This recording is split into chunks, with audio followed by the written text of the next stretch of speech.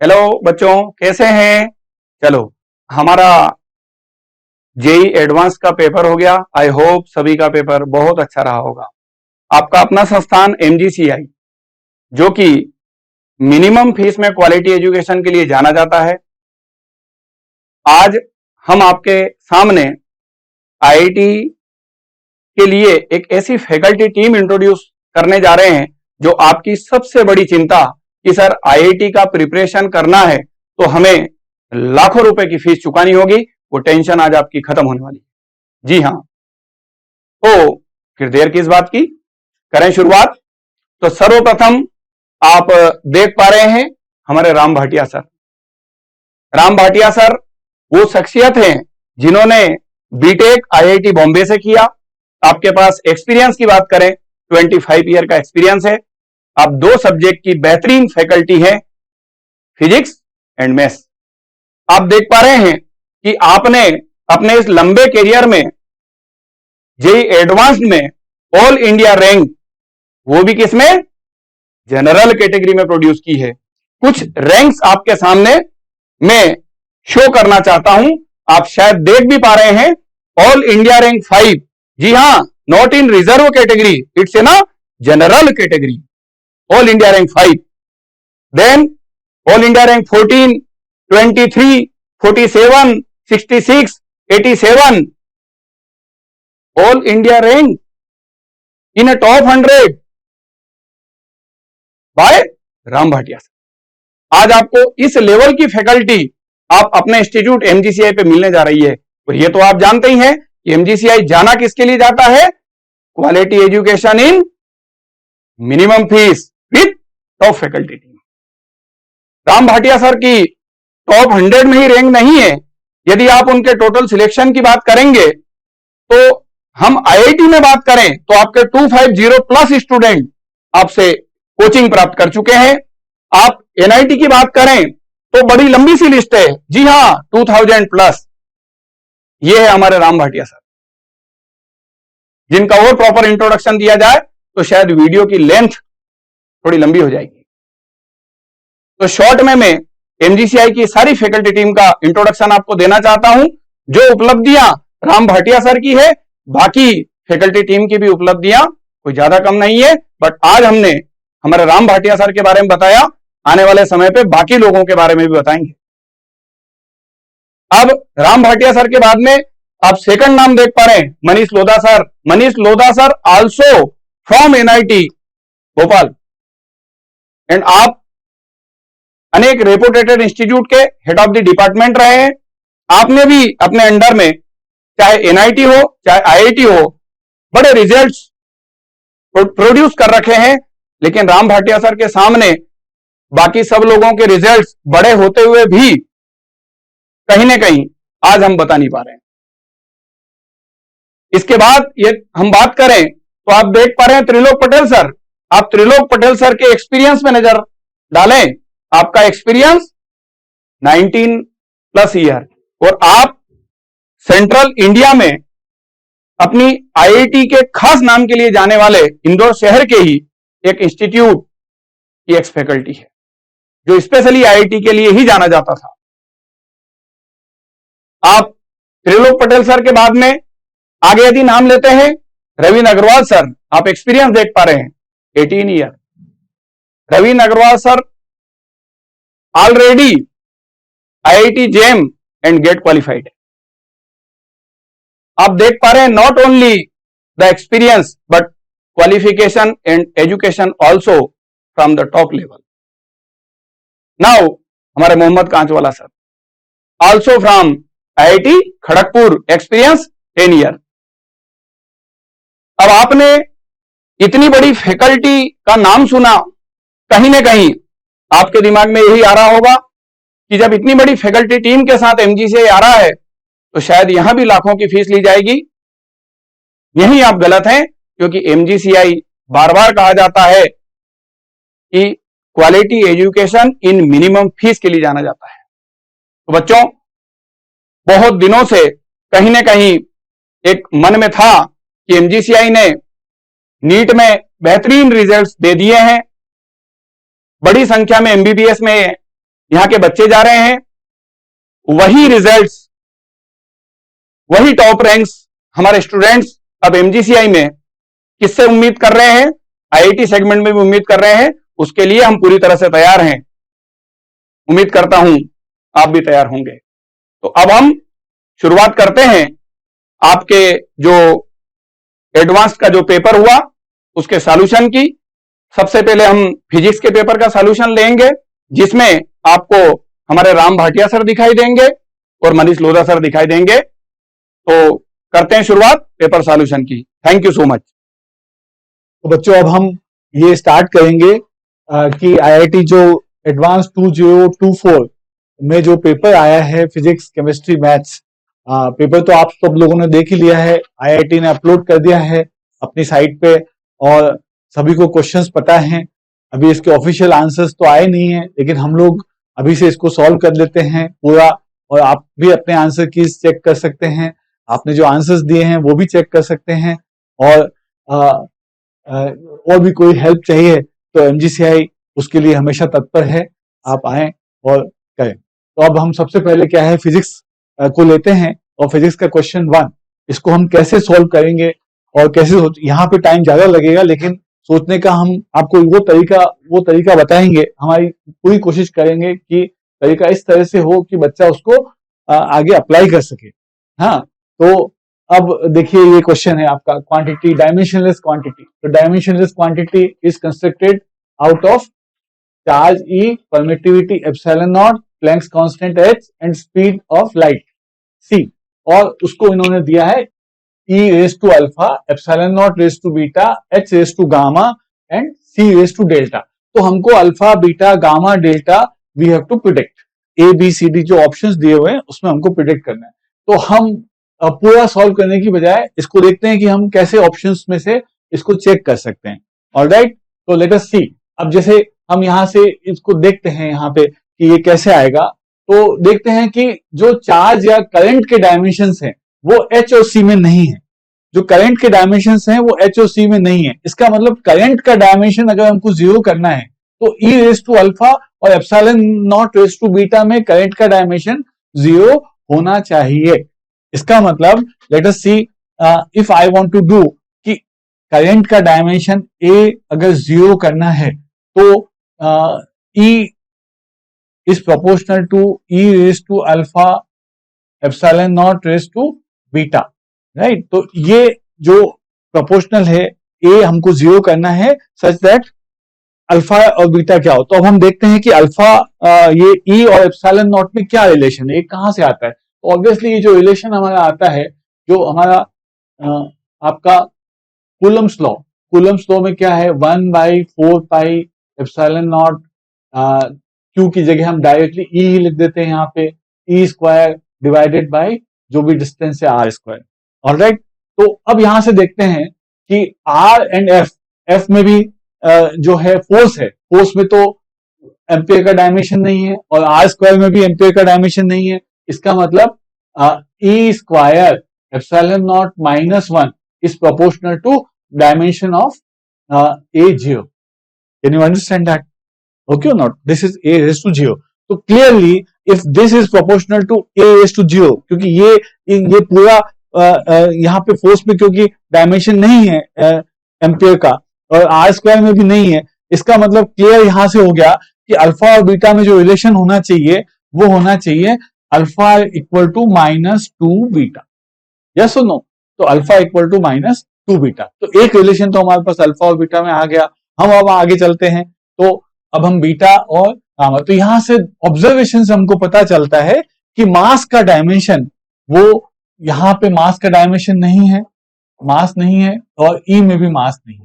इसका मतलब ये जो एप्सिलॉन नॉट मतलब परमिटिविटी और जो प्लैंक्स कांस्टेंट है, उन दोनों को मिला के जो मास का डायमेंशन है वो भी जीरो होना चाहिए, क्योंकि डायमेंशनलेस होना चाहिए। तो इन दोनों को मिला के जब जीरो होना चाहिए तो लेट अस सी कि क्या होता है। तो यहां से वापस इसी से देखते हैं, तो R स्क्वायर में मास का डायमेंशन नहीं है, E स्क्वायर में भी मास का डायमेंशन नहीं है, F में एक मास का डायमेंशन है। तो F में मास का डायमेंशन क्या है, m raised to 1, that is the mass का डायमेंशन। mlt -2 होता है हमको पता है, तो m⁻1 इज द मास का डायमेंशन। तो इसका मतलब यहां से हमारे पास आ गया, वापस अगर हम देखें तो epsilon not is having dimension of m⁻⁻1, क्योंकि m is proportional to 1 by epsilon naught. Epsilon naught is proportional to 1 by m. So epsilon naught में मास का डायमेंशन हो गया m⁻⁻1 और h equal to mvr।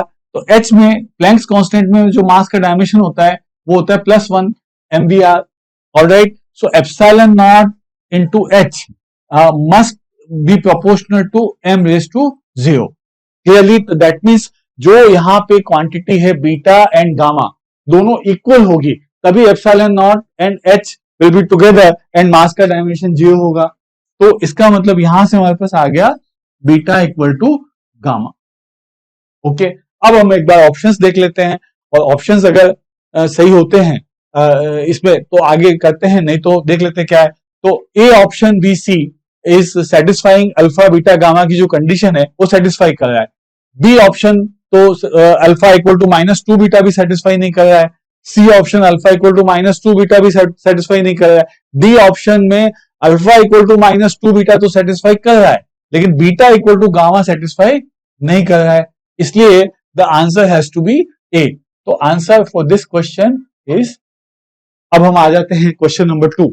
Okay, infinitely long wire is located on the z-axis, carries a current I along plus z direction and produces the magnetic field B. The magnitude of the integral B dot dl along a straight line from this. So let us see, let us try to make a small figure.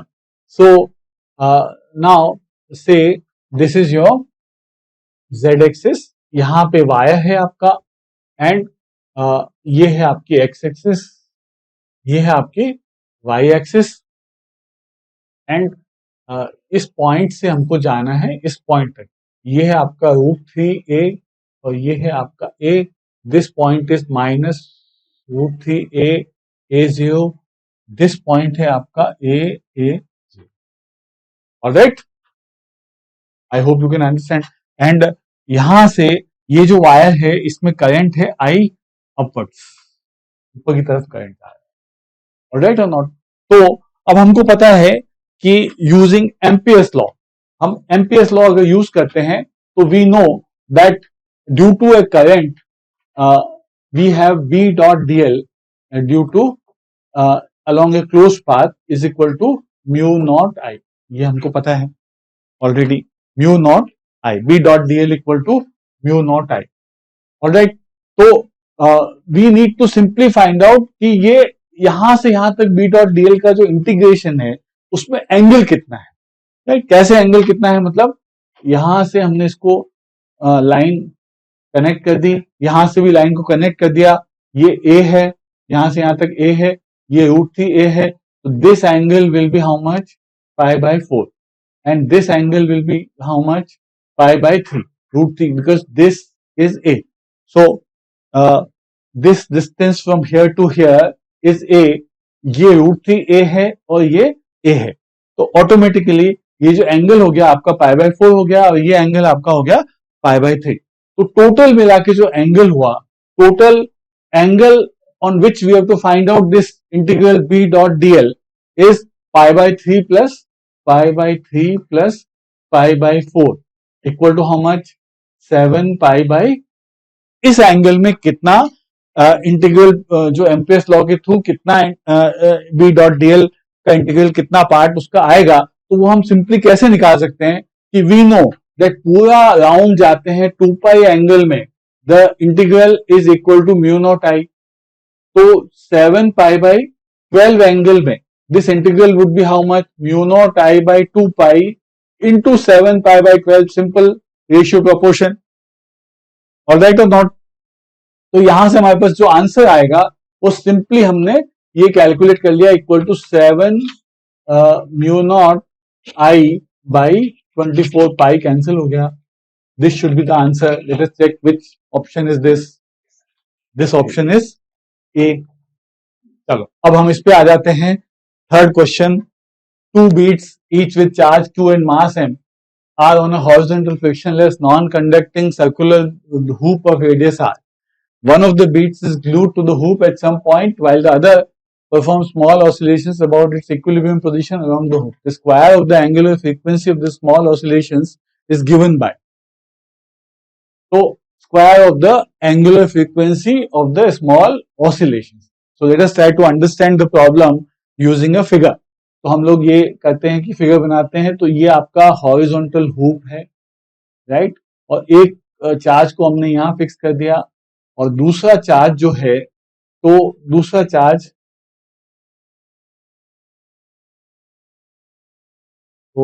Charge क्योंकि एक charge तो fix हो गया यहाँ पे और दूसरा charge हमारा स्मॉल ऑसिलेशन कर रहा है, ये सेंटर है, तो यहाँ से इस पे जो फोर्स लगेगा वो इस डायरेक्शन में लगेगा और सेंटर से ये एक्ट करते तो ऐसे जाएगा. ऑलराइट और नॉट. तो अब ये हमको पता है कि अगर ये एंगल हमारा है थीटा, तो ये एंगल हमारा हो जाएगा थीटा बाई 2, तो ये एंगल भी हमारा हो जाएगा थीटा बाई 2, राइट. तो if this is the charge, यहाँ पे भी क्यू चार्ज है आपके पास, दिस इज क्यू चार्ज, ये भी क्यू चार्ज है, ये वाला क्यू चार्ज है, राइट. मास भी दोनों का इक्वल है, एम एंड एम. तो ये जो फोर्स आया एफ, इस एफ के दो कंपोनेंट्स आएंगे, एक तो टेंजेंशियल और एक नॉर्मल, राइट. इस एफ के जो दो कंपोनेंट आए, एक टेंजेंशियल और एक नॉर्मल, तो tangential component will cause the motion, right, और that motion will be has to be, इसमें दिया हुआ है कि small oscillations about its equilibrium position. तो वर्ड जो यूज किया है वो स्मॉल ऑसिलेशंस यूज किया है. इसका मतलब क्लियर हो गया कि we can take the small oscillations about this almost like in a straight line, or theta is very small. This is what has been given by the word small here. Okay or not? So इसका मतलब ये हुआ कि यहां से हम f निकालना चाहें तो it is very simple now. अगर इस रेडियस को हम लेते हैं r, तो ये आपका f जो हुआ वो इसका कंपोनेंट एक हुआ f cos थीटा बाई 2 और एक कंपोनेंट हुआ f sin theta by 2. So tangential component is how much? F sin theta by 2, or F sin theta by 2 will be the restoring force. Okay, and that restoring force must be equal to, we know that restoring force equal to m omega square x. Okay or not? So let us find out what is this. तो F यहाँ से देखते हैं, तो ये जो distance आई, ये जो डिस्टेंस यहाँ से यहाँ तक, which is the distance between the two charges, is nothing but r 2r cos theta by 2. ये जो लाइन है, this line is 2r cos theta by 2. All right or not? So this we can write, because theta is small, so this can be written as 2r. 2r cos theta by 2, because theta is small, this can be written as 2r. That means what we can do from here is f is nothing but 1 by 4 pi epsilon naught q square divided by, directly because it is small we can write directly as 4r only. 4r, right, 4r square, ये हमने लिख दिया यहाँ पे. अब हमको पता है कि ये डायरेक्टली स्टोरिंग फोर्स नहीं है, इसका एक कंपोनेंट वो स्टोरिंग फोर्स है, वो है f sin थीटा बाई 2. तो हम डायरेक्टली उस पर लगाते हैं sin theta by 2 will be nothing but theta by 2. Okay, तो हम लगा देते हैं कि भैया restoring force is equal to क्या आ गया, we can write out 1 by 4 pi epsilon naught, ये आ गया Q square, sine theta by 2 को हमने लिख दिया थीटा बाई 2, नीचे लिख दिया हमने 4r square. Okay, this restoring force must be equal to m omega square into x. Now what is x? So x should be this distance. ये जो आपका आर्क है, because we have assumed that arc is nothing but the straight line. So this x from here to here, इस point से यहां से हम ले लेते हैं a point and b point. A B की जो डिस्टेंस है आर्क की वो है r थीटा, तो उसको हम सीधा यहां से, क्योंकि थीटा हमको कैंसिल करना है, let us write x is equal to r theta only. Okay, so obviously अब यहां से देखते तो ओमेगा स्क्वायर ही तो हमको निकालना था, तो ओमेगा थीटा तो कैंसिल ही हो गया और नीचे आ गया आपका 8 into 4, that is equal to 32 and m नीचे आ जाएगा, तो ये आ जाएगा q square divided by 32 pi epsilon nought r cube. That should be the answer. हाँ, कौन सा आंसर है भैया? ये वाला. Is it correct? m भी आएगा ना इसमें. m भी यहां से नीचे आया, m भी आएगा. तो this seems to be your answer B. चलिए आगे, अब नेक्स्ट क्वेश्चन पे चलते हैं. चल, a block of mass 5 kg moves along the x direction subject to force F equal to minus 20x plus 10 Newton with the value of x in meter. At time t equal to 0, it is at rest in the position x equal to t equal to 0 पे rest पे भी है and x equal to 1, मतलब t equal to 0 पे जो velocity है वो भी 0 है, रेस्ट पे है मतलब, और पोजीशन 0 नहीं है, पोजीशन है x equal to 1 metre. Alright, the position and the momentum of the block at t equal to pi by 4 seconds. तो t equal to pi by 4 second. तो यहां से हमको एक्चुअली फोर्स देखने से ही पता चलता है कि this force is somehow in terms of x. Okay, तो इन टर्म्स ऑफ x जब फोर्स है हमारे पास, तो हम पहले से इसको ऐसे देखते हैं कि F इक्वल टू, हम ऐसे लिखें अगर कि x का -20 अगर कॉमन निकाल लेते एक बार, -20 कॉमन निकाले तो क्या आएगा? x minus half. राइट, तो this we can write out as minus, एक मिनट, we can write -20x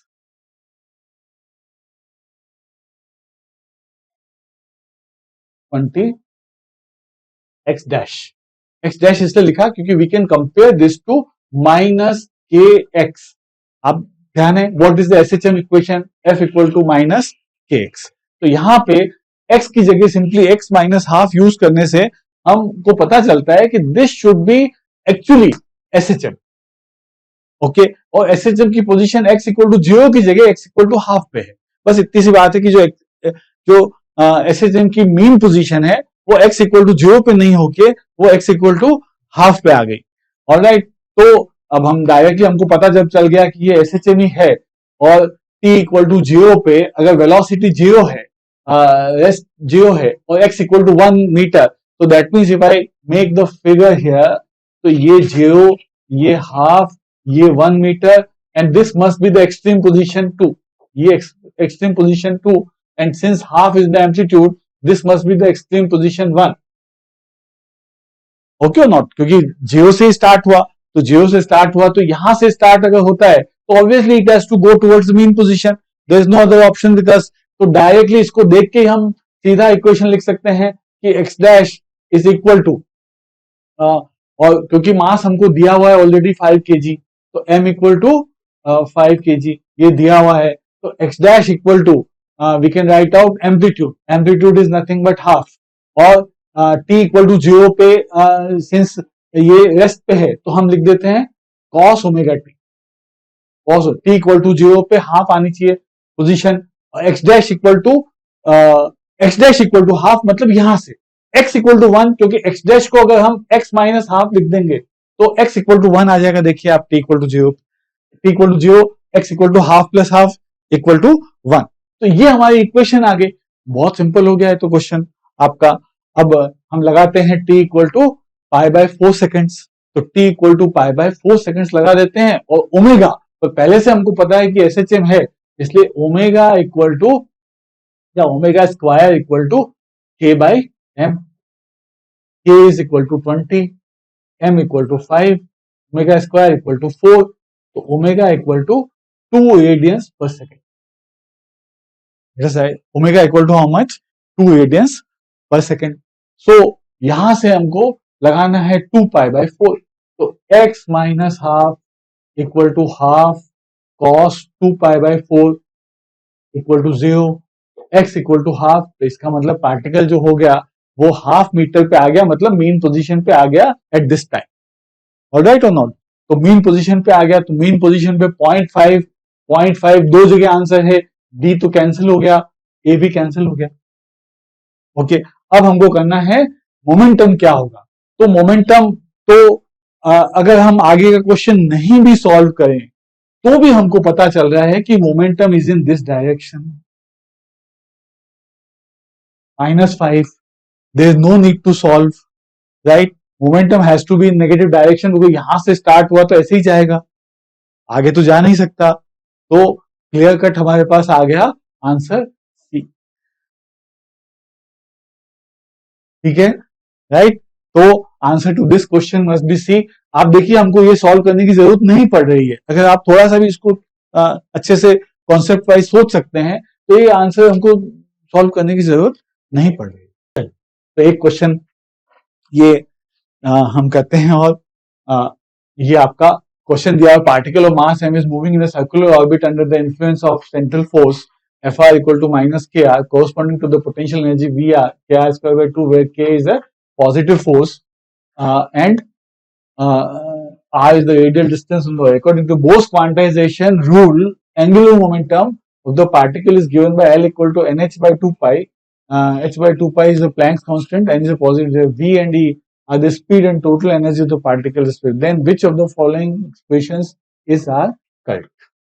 Okay, so अब हम देखते हैं कि इसमें से क्या करेक्ट होना चाहिए. तो ये तो बहुत सिंपल क्वेश्चन है. फोर्स का आपको रिलेशन दिया हुआ है, पोटेंशियल एनर्जी का रिलेशन दिया हुआ है, और बोस क्वांटाइजेशन रिलेशन भी दिया हुआ है. इसका मतलब एक तो हमारे पास इक्वेशन आ गया यहाँ पे M V R equal to N H by 2 pi. तो हमको ये ध्यान रखना है, यहाँ पे ये एच में जो लगाया है इन्होंने, this is equal to N H. मतलब ये एच के ऊपर अगर इस तरह से ये लगा हुआ है क्रॉस यहाँ पे, तो इसका मतलब एच बाई 2 पाई होता है.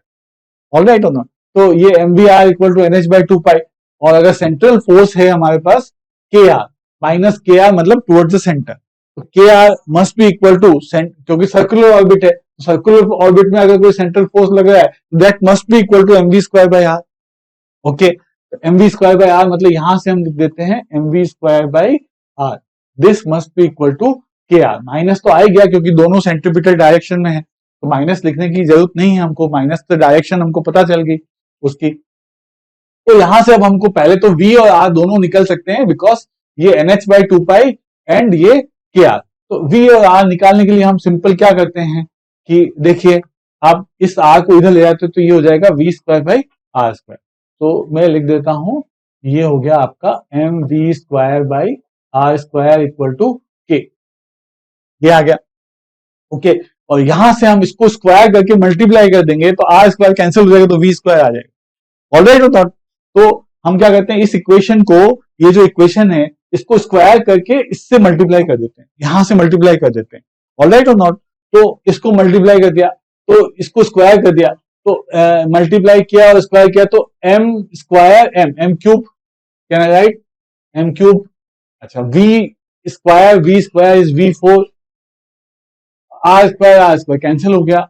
यहां से इक्वल टू इन दोनों को इसको स्क्वायर करना है, N square H square divided by 4 pi square into K. ये आ गया सब. ऑलराइट और नॉट.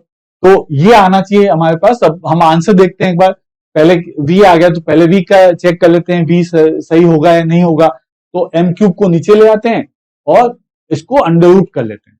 ऑलराइट और नॉट. तो इसको अंडर रूट किया तो क्या आता है, यहां बीच में लिख देते हैं. इसका मतलब हमारे पास आ गया एम क्यूब नीचे आने से, अंडर रूट करने से एम क्यूब आ रहा है, के एम क्यूब आ रहा है, एन एच बाई 2 पाई आ रहा है.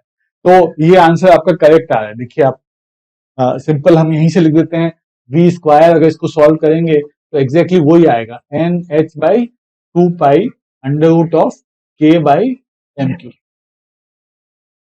ऑलराइट और नॉट. तो ये हमारा एक तो आंसर आ गया. अब लेकिन हमको चारों ऑप्शन क्योंकि चेक करने हैं, तो आर स्क्वायर निकालना है. तो वी स्क्वायर जब हमारा आ गया तो आर स्क्वायर, इस इक्वेशन से direct we can find out what is the value of R square. तो हम क्या करते हैं, R square is equal to M V square by K. ये M V square by K. Alright और not. तो एम बाई के है. We square को हमको सिंपली एम बाई के से मल्टीप्लाई करना है. देखिए आप, यहाँ वी स्क्वायर हमने ऑलरेडी निकाल रखा है और उसको हमको किससे मल्टीप्लाई करना है, एम बाई k से मल्टीप्लाई करना है, तो m बाई k से मल्टीप्लाई किया अगर हमने, तो हमारे पास आंसर आएगा NH by 2 pi, NH by 2 pi, और m स्क्वायर और k स्क्वायर नीचे चला गया, तो ये आ गया हमारे पास under root of 1 by m k, 1 by m के यहां से आ गया। सो दिस इज, ये आपका आंसर, ये h के ऊपर बार रखा है, इसलिए 2 pi is already included, this we can write out. In fact इसको पूरा अगर लिख लें हम, तो ये आएगा हमारा k स्क्वायर, और ये था m क्यूब, ये m cube k square m square, और पहले था k। अब इसको हम लिख सकते हैं NH के ऊपर लगा दिया bar, under root of 1 by m k, right. So this is your r square, answer A is also right. ठीक है, आई थिंक आप लोगों को सबको समझ में आ रहा होगा। हम सॉल्यूशन इसी के ऊपर लिखते जा रहे हैं, लेकिन वो वाला मेथड हम आपसे डिस्कस कर रहे हैं जो आपको एग्जाम में कैसे करना चाहिए क्वेश्चन को, वो हमें समझ में आना चाहिए। ओके, तो ये हम लोगों ने कंप्लीट किया। अब हमको सी और डी ऑप्शन भी चेक करने होंगे, क्योंकि ये मल्टीपल चॉइस करेक्ट है, तो इसका मतलब हमको सी और डी ऑप्शन भी हमको चेक करने हैं। तो यहां से let us check this, right. तो सी और डी ऑप्शन चेक करने के लिए अब हम आ जाते हैं, हमको सी में था L by M R square, right. तो what was there, L divided by M R square, right. तो एक बार इसको देख लेते हैं, L by M R square equal to under root of k by m, हमको ये चेक करना है, ऑलराइट और नॉट। तो हम देख लेते हैं, बहुत सिंपल है। तो L का मतलब हुआ आपका एंगुलर मोमेंटम, तो ये तो बहुत सिंपल है।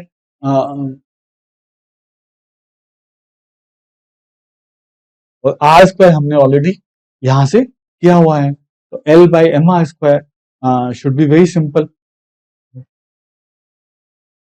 यहां से आ गया हमारे पास NH by 2 pi, okay, M की जगह M आ गया, और आर स्क्वायर जो अभी हमने कैलकुलेट किया है, वो आर स्क्वायर आपका NH by 2 pi 1 by m k, right. तो NH by 2 pi under root of 1 by that, okay. NH by 2 pi तो कैंसिल ही हो गया, और this should be equal to, तो ये आ गया आपका under root of m k divided by m square, that is equal to under root of के by m. L by m square जो हमारा आ रहा है, वो आ रहा है अंडर रूट ऑफ के बाई एम। अब हम ऑप्शंस वापस चेक कर लेते हैं एक बार। तो ऑप्शंस जब चेक करेंगे तो ये सेम चीज आ रही है, इसका मतलब सी इज द करेक्ट आंसर। ठीक है, बिल्कुल। आई होप सबको बहुत अच्छे से समझ में आ रहा होगा। बच्चों, ये जो हमने 5 क्वेश्चन फिजिक्स के किए हैं, और अब आगे ये जो पेपर कंटिन्यू रहेगा 6, 7, 8 एक्सेट्रा, मेरे जो कलीग हैं मनीष अरोड़ा सर, वो इसको कंप्लीट करेंगे, है ना। और ये आपको बताएंगे, उसके बाद हम सारे मैथ्स केमिस्ट्री सबके पेपर सॉल्व करेंगे। बिल्कुल तो, सर जी। और सर बहुत बहुत धन्यवाद आपका। और सर एसएचएम के इस बार 2 क्वेश्चन दे दिए इन्होंने। हाँ, बहुत मतलब बेसिक्स दिया था, एक तो पोजीशन वाला, हाँ, और एक वो चार्ज वाला। हाँ, अगर जरा सा भी बच्चे के लॉजिक और जरा से भी अगर क्लियर हो, तो हाँ, इजीली बच्चे आराम से कर पाते हैं, हाँ, है ना, बिल्कुल, बिल्कुल, बहुत आसानी से। क्योंकि अभी जैसे वो अपना चार्ज वाला दिया था, अब उस क्वेश्चन को सोल्व करने के हमने 3 तरीके इजाद किए। हाँ, आप फोर्स कॉन्सेप्ट कैसे कर सकते हो, टॉर्क कॉन्सेप्ट से करते हो, और एनर्जी कॉन्सेप्ट से कर सकते हो उसी हाँ, एक ही क्वेश्चन को। हाँ, तो बहुत ही बेहतर पेपर था हाँ, इस बार का, और मुझे बहुत मार्गदर्शन मिला, उसके लिए बहुत बहुत धन्यवाद आपका। बस तो अब आप कंप्लीट कर दो इसको, ठीक है है ना। सर, आगे का मैं करता हूँ। चलो, थैंक यू सर। हाँ, तो चलिए बच्चों, आगे हम देखते हैं क्वेश्चन नंबर 6। तो क्वेश्चन नंबर 6 देखिए। तो 6 क्या बोल रहा है यहाँ पे, पहले क्वेश्चन को हम समझते हैं कि 2 uniform strings of mass per unit length mu and 4 mu. अब हमें यहाँ पे जो म्यू एंड 4 म्यू हमें जो है यहाँ पे इसका ये दे रखा है mass density, linear mass density, और साथ में इनकी लेंथ भी दे रखी है L और 2L। अब ये बंदा बोल रहा है हमसे कि कौन कौन से ऑप्शन हमारे सही है। तो सबसे पहले बोल रहा है कि with the node O minimum frequency of vibration of the composite string. अभी बोल रहा है कि जहां पर ओ है यहां पे अगर हमारा क्या बने, नोड बने। चलिए तो हम इसको थोड़ा आगे समझते हैं क्या हुआ है। तो देखो यहां पे क्या किया इन्होंने, एक स्ट्रिंग ली पतली सी और ये एक मोटी सी स्ट्रिंग ली और दोनों को यहां पे फिक्स कर दिया इस तरह से, ठीक है। ये P है और ये है हमारा Q और ये पॉइंट है हमारा O, इसकी लेंथ L है और इसकी लेंथ मान लेते हैं 2L, ठीक है। और यहां से अब ये बंदा बोल रहा है कि यहां पे क्या बनना चाहिए, हमारा नोड बनना चाहिए, ठीक है। और यहां पे एक और चीज क्या दे रखी थी इन्होंने कि इसका जो मतलब लीनियर मास डेंसिटी वो म्यू है और इसका क्या दे रखा था हमारा 4 म्यू। तो पहले तो हम बात करते हैं यहाँ पे स्पीड्स वगैरह निकाल लेते हैं। चलिए अगर इसमें अगर मैं स्पीड निकालूंगा तो क्योंकि देखो एक ही जगह से एक ही पॉइंट्स बना है तो टेंशन तो सेम होगा दोनों में। तो अब यहाँ पे अगर इसकी स्पीड अगर अपन v1 माने तो कितना आ जाएगा, t बाय म्यू, मान लेते हैं t is the tension in the string, और इसका अगर मैं v2 मानू तो ये कितना हो जाएगा, t बाय 4 म्यू। तो ये हो जाएगा आपका t बाय म्यू। अगर 4 को बाहर लिए तो अपन इसको ऐसा लिख सकते हैं, it is the v1 bye 2, ठीक है। अब बंदा बोल रहा है कि अगर नोड बने तो अपन देख लेते हैं क्या बोल रहा है कि with the node O at O the minimum frequency. अब देखो मिनिमम फ्रीक्वेंसी का अगर हम बात करें तो सपोज कीजिए यहां पर अगर यहाँ पे एम लूप बन रहे और इसमें बन रहे हमारे एन लूप, यहां पे मना लेते हैं अपन एम लूप। तो अपन ऐसा लिख सकते हैं क्या बेटे यहां पर कि यहां पे सारे बच्चों ने पढ़ा होगा फंडामेंटल फ्रीक्वेंसी वाला कॉन्सेप्ट 1/2L। अगर ये नोड बनता है दोनों साइड क्लोज लूप तो ये कुछ होता है भैया, ठीक है। तो अब यहां पे देख लेते हैं, एम मान लो लूप बन रहे तो ये कितना हो जाएगा अपना 1/2L root over t by mu, और यहां पे मान लेते हैं एन लूप बन रहे तो ये कितना हो जाएगा 1/2, लेकिन यहां पे लेंथ कितनी है बेटे 12 है तो 12 रख दी root over t by 4 mu. तो हम इसको सोल्व कर लेते हैं, 2 2 जा क्या हो जाएगा 4, 12 से 12 ये 4 बाहर आ जाएगा तो 2, तो यहां से m इक्वल टू आ गया आपका n/4। तो हमने यहाँ पे m बाय n को अपन ऐसे लिख सकते हैं 1/4। तो मिनिमम फ्रीक्वेंसी कब होगी बताओ जरा, कि जब यहाँ पे m की वैल्यू क्या हो 1 हो। बहुत आसान है, तो अब यहाँ पे m की वैल्यू 1 पुट कर देते हैं, देख लेते क्या आता है। तो मिनिमम फ्रीक्वेंसी यहाँ पे 1 पुट करेंगे तो अपने जो म्यू नोड जो भी है फ्रीक्वेंसी जो है वो आएगी अपनी 1/2, m की जगह रख दिया 1L root over t by mu, ठीक है। अब देख लेते क्वेश्चन में मैच कर रहा है क्या, तो हम थोड़ा सा रिवर्स चले जाते हैं। देखो जरा ये जो कंपोजिट स्ट्रिंग की जो फ्रीक्वेंसी दे रखी है वो क्या दे रखी है म्यू नोड, और म्यू नोड देखो क्या है कितनी दे रखी है अपनी, ये मतलब पहला वाला ऑप्शन तो क्या है करेक्ट है, ठीक है। दूसरा देखते हैं, दूसरे क्वेश्चन का ऑप्शन देखो जरा। दूसरा ऑप्शन बोल रहा है बंदा कि विद एन एंटी नोड। अभी बंदा कि अगर ओपे एंटी नोड बनता है तो मिनिमम फ्रीक्वेंसी क्या होनी चाहिए भैया, ठीक है। मिनिमम फ्रीक्वेंसी बंदा बोल रहा है कि कितनी कितनी होनी चाहिए 2v नोड। चलो चेक कर लेते हैं, ठीक। अब मान लो देखो अब मैं ये स्ट्रिंग यही रहने दे रहा हूं, बस यहाँ पे समझिएगा। अगर आपने ओपन लूप यहाँ पे कुछ अगर ऐसा लूप बनता है, याद होगा इसका आपने जो फ्रीक्वेंसी पढ़ी थी वो पढ़ी थी हमारे बच्चों ने 1/4L root over t by mu, पढ़ा है सभी को। अब बस जहां पे 2 है वहां पे क्या करेंगे, खाली 4 रख देंगे यहाँ पे, ठीक है।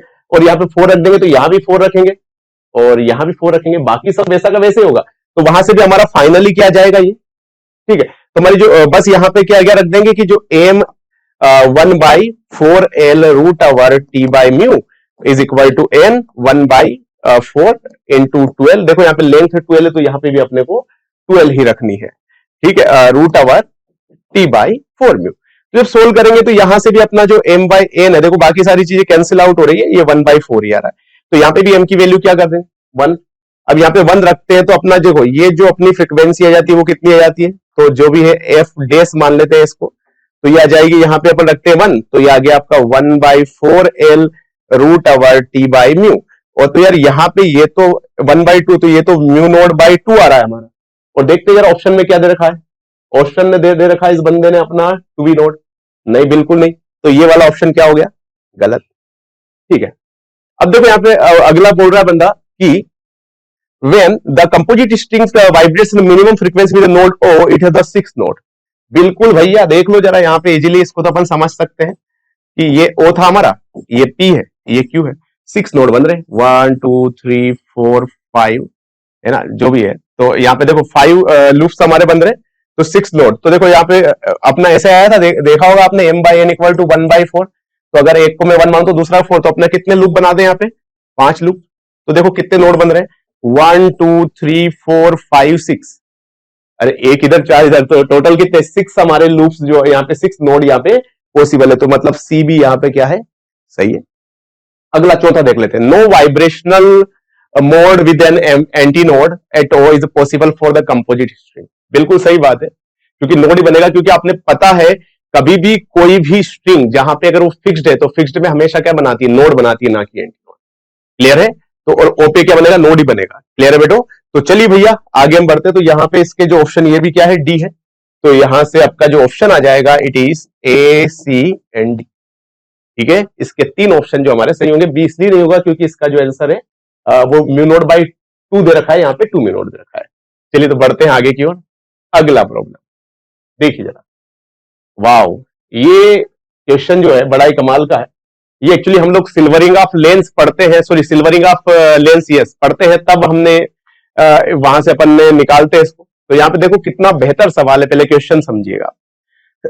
यहाँ पे बंदा बोल रहा है कि एक glass beaker has the solid plano convex base of refractive index 1.6। समझना, एक ग्लास बीकर है, ठीक है, as shown in the figure. The radius of curvature of the convex mirror surface is 9 centimetre. मतलब इसका जो इसने म्यू दे रखा है वो तो दे रखा है 1.6, और इसका जो रेडियस ऑफ कर्वेचर दे रखा है, it is given here 9 centimetre. Clear? अब बंदा बोल रहा है, आगे देखिएगा, अब बंदा बोल रहा है हमसे कि X is the mirror, this beaker is filled with the liquid of the refractive index of N up to the level of QPR. Where is the QPR? Yes, QPR. यहां तक अपन ने इसमें पानी या कोई लिक्विड भर दिया जिसका रिफ्रैक्टिव इंडेक्स हमें गिवन नहीं है अपने को। तो if the image of the point object O at the height of H, OT, और यहाँ पे O से T, मतलब ये जो यहां से यहां तक की हाइट दे रखी है, ये H दे रखी है अपने को, और यहाँ पे हमारा जो इमेज ऑब्जेक्ट के वहीं पे बनता है, तो formed onto itself, then the which of the following options is are correct। तो ये भी मल्टीपल चॉइस प्रॉब्लम है, देखते हैं जरा। तो अब देखो यहाँ पे सीन समझिएगा। कहने का मतलब ये है कि अगर आपको इस तरह का कोई सिस्टम गिवन है, तो सबसे पहली चीज तो याद है, सिल्वरिंग ऑफ लेंस में जो हमारा सिस्टम था वो एक्चुअली मिरर की तरह बिहेव करता है, ये पढ़ा है हमने। उसके बाद दूसरी चीज ये है कि हम लोग यहाँ पे क्या कॉन्सेप्ट लगा सकते हैं, और वो कॉन्सेप्ट ये है बेटे कि हम लोग यहाँ पर आपने देखा होगा कि कभी अगर कोई ऑब्जेक्ट पर ही उसका इमेज बन रहा है, तो सीधी सी बात है कि हमारा अगर मिरर है तो उसके रेडियस ऑफ कर्वेचर पे जब हम ऑब्जेक्ट रखते हैं तो उसका इमेज भी वहीं पे बनता है। तो यार यहां से मैं ऐसा लिख सकता हूं कि जो H है वो 2F के बराबर आ जाएगा, 2F नेट। माइनस मान लो, माइनस प्लस, क्योंकि माइनस साइड जहां से ऑब्जेक्ट है उसको अगर ये पॉजिटिव मानेंगे तो नेगेटिव मानेंगे, एक ही बात है, कोई फर्क नहीं पड़ रहा। तो हमने निकालना है बस इस सिस्टम का F नेट, वहां से निकाल के तो यहां से आपका आंसर आ जाएगा। देख लो सबसे पहले, देखो तो कैसे निकालते हैं, -1/F net is equal to, सबने पढ़ा होगा कि देखो ये जो है हमारा, ये जो लिक्विड की बात करें अपन, तो ये जो लिक्विड ऐसा बिहेव कर रहा है क्या, एक प्लेनो कॉनकेव लेंस की तरह, देखो जरा ऐसा दिख रहा है इस तरह से, लाइक दैट, सॉरी ये से, और यहाँ पे लिक्विड भरा है ऐसे, तो ये प्लेनो कॉनकेव लेंस है। तो अब यहां से अपन इसको क्या लिख सकते हैं भैया, पढ़ा होगा सभी बच्चों ने, 2 टाइम्स ऑफ 1/F लिक्विड, ठीक है। और अगर प्लेनो कॉन्वेक्स लेंस अगर किसी बच्चे ने पढ़ा है तो ये क्लास में ही लिखाया जाता है, प्लेनो कॉन्वेक्स या प्लेनो कॉनकेव के लिए। तो प्लेनो कॉनकेव के लिए क्या होता है हमारा, 1/F इक्वल टू, याद है सबको ये R divided by mu minus 1। तो ये डायरेक्ट हम चाहे तो इसको ये भी लिख सकते हैं, इतना काहे सोचना, यहाँ पे अपन लोगों ने ऑलरेडी ये किया है क्लास में। क्या क्या बोलते हैं इसको अपन कि F equal to R divided by mu minus 1, और ये माइनस, अगर ये कॉनकेव है। और अगर कॉन्वेक्स होता है प्लेनो कॉन्वेक्स, तो यहाँ पे क्या हो जाता है, प्लस हो जाता, ठीक है। याद है सभी को कि करना एक, वो याद है आपको लेंस मेकर फार्मूला वगैरह पढ़ा है अपन लोगों ने, तो वहां से हम डायरेक्ट इसको निकाल सकते हैं। तो देख लेते हैं जरा, और यहां से लिक्विड के बारे में, फिर ये जो एक लेंस है इसको लेंस से बोल देते हैं अपन, तो लेंस का भी क्या होगा अभी देख लेते हैं, 1/F लेंस। और ये जो सरफेस है, इस सरफेस का अगर हम बात करें तो -F बाई मिरर अगर मैं बात करूं, तो ये मिरर का एक्चुअली वैसे भी इनफाइनाइट है, क्योंकि ये प्लेन सरफेस, और प्लेन सरफेस का रेडियस ऑफ कर्वेचर या फोकस क्या होता है, इन्फिनिटी पे होता है, ठीक। तो हम वैल्यू पुट कर देते हैं, निकाल लेते हैं यहां से। तो कितना आ जाएगा, -1/F net is equal to 2, रख देते भैया, क्या क्या देखा था, R डिवाइडेड बाई लिक्विड का n दे रखा -1, यहाँ पे माइनस कर देते हैं, बाद में देख लेंगे, और +2। अब देखो ये जो है, ये it is behaves as a plano convex, plano convex में क्या करना है कि प्लेनो कॉनकेव में जहां यहां नेगेटिव वहीं पे क्या कर देंगे अपन, पॉजिटिव कर देंगे। तो देख लेते भैया, तो ये कितना हो जाएगा, इसका मैं म्यू मान लेता हूं, इसका एन माना है तो 2 म्यू -1 और यहाँ पे ये आर। क्लियर है। अब ये यहाँ पे म्यू की वैल्यू जो है यहाँ पे अपन रख देते हैं, कितनी दे रखी है 1.6। तो अपन जब इसको सोल्व करते हैं तो हमारा जो आर जो यहाँ पे जो एफ नेट आ रहा है वो फाइनली आएगा यहाँ से आपका, यहाँ पे आर की जगह क्या रख देंगे, आर कितना दे रखा है 9, तो 9 डिवाइडेड बाय ये आ जाएगा आपका यहाँ पे 1.6 सॉरी 1.6 माइनस, देख लेना इसको सोल्व करके, 1.6 माइनस n। ठीक है। अब देखो अगर अपना 1.6 इंटू n, अब देखो यार यहाँ पे अगर मैं वैल्यूज पुट कर करके देख लूं तो मेरा आंसर आ जाएगा। देखो जरा, सबसे पहले क्या देखा 1.42 यहां पे रखूंगा तो कितना आएगा 0.18 तो 9 बाई 0.18 कितना होता है 50। तो देखो मतलब पहला ऑप्शन तो क्या है, सही है, डायरेक्ट कर सकते हैं, कुछ नहीं था इसमें। ठीक है। अगला देखो n इक्वल टू 1.35, अब n की जगह अपन ने यहाँ पे 1.35 तो यहाँ पे कितना बचा 0.25 समथिंग, और इसमें n 9 में 0.25 से जब डिवाइड करेंगे तो करीब ये कितना आ जाएगा आपका 36 है ना। अरे 0.25 का मतलब क्या होता है 1/4, 4.9 4 जा 36, ये भी सही होगा। तो इसका ए भी सही है, बी भी सही है।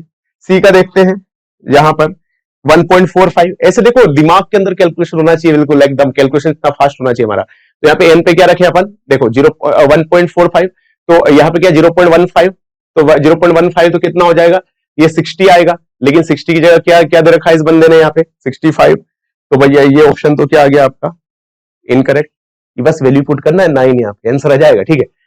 दूसरा यहाँ पे ये वाला डी वाला देखते हैं 1.48 तो लगभग हो जाए 0.12 को अगर दिखाएंगे तो ये करीब आपका 75 समथिंग आता है, लेकिन यहाँ पे कितना देखा 85, तो ये भी गलत है। तो इसके ऑप्शन रहेंगे क्या अपने ए एंड बी। आसान है। तो ये हमारे 2 क्वेश्चन मतलब 7 क्वेश्चन तक पहुंच गए।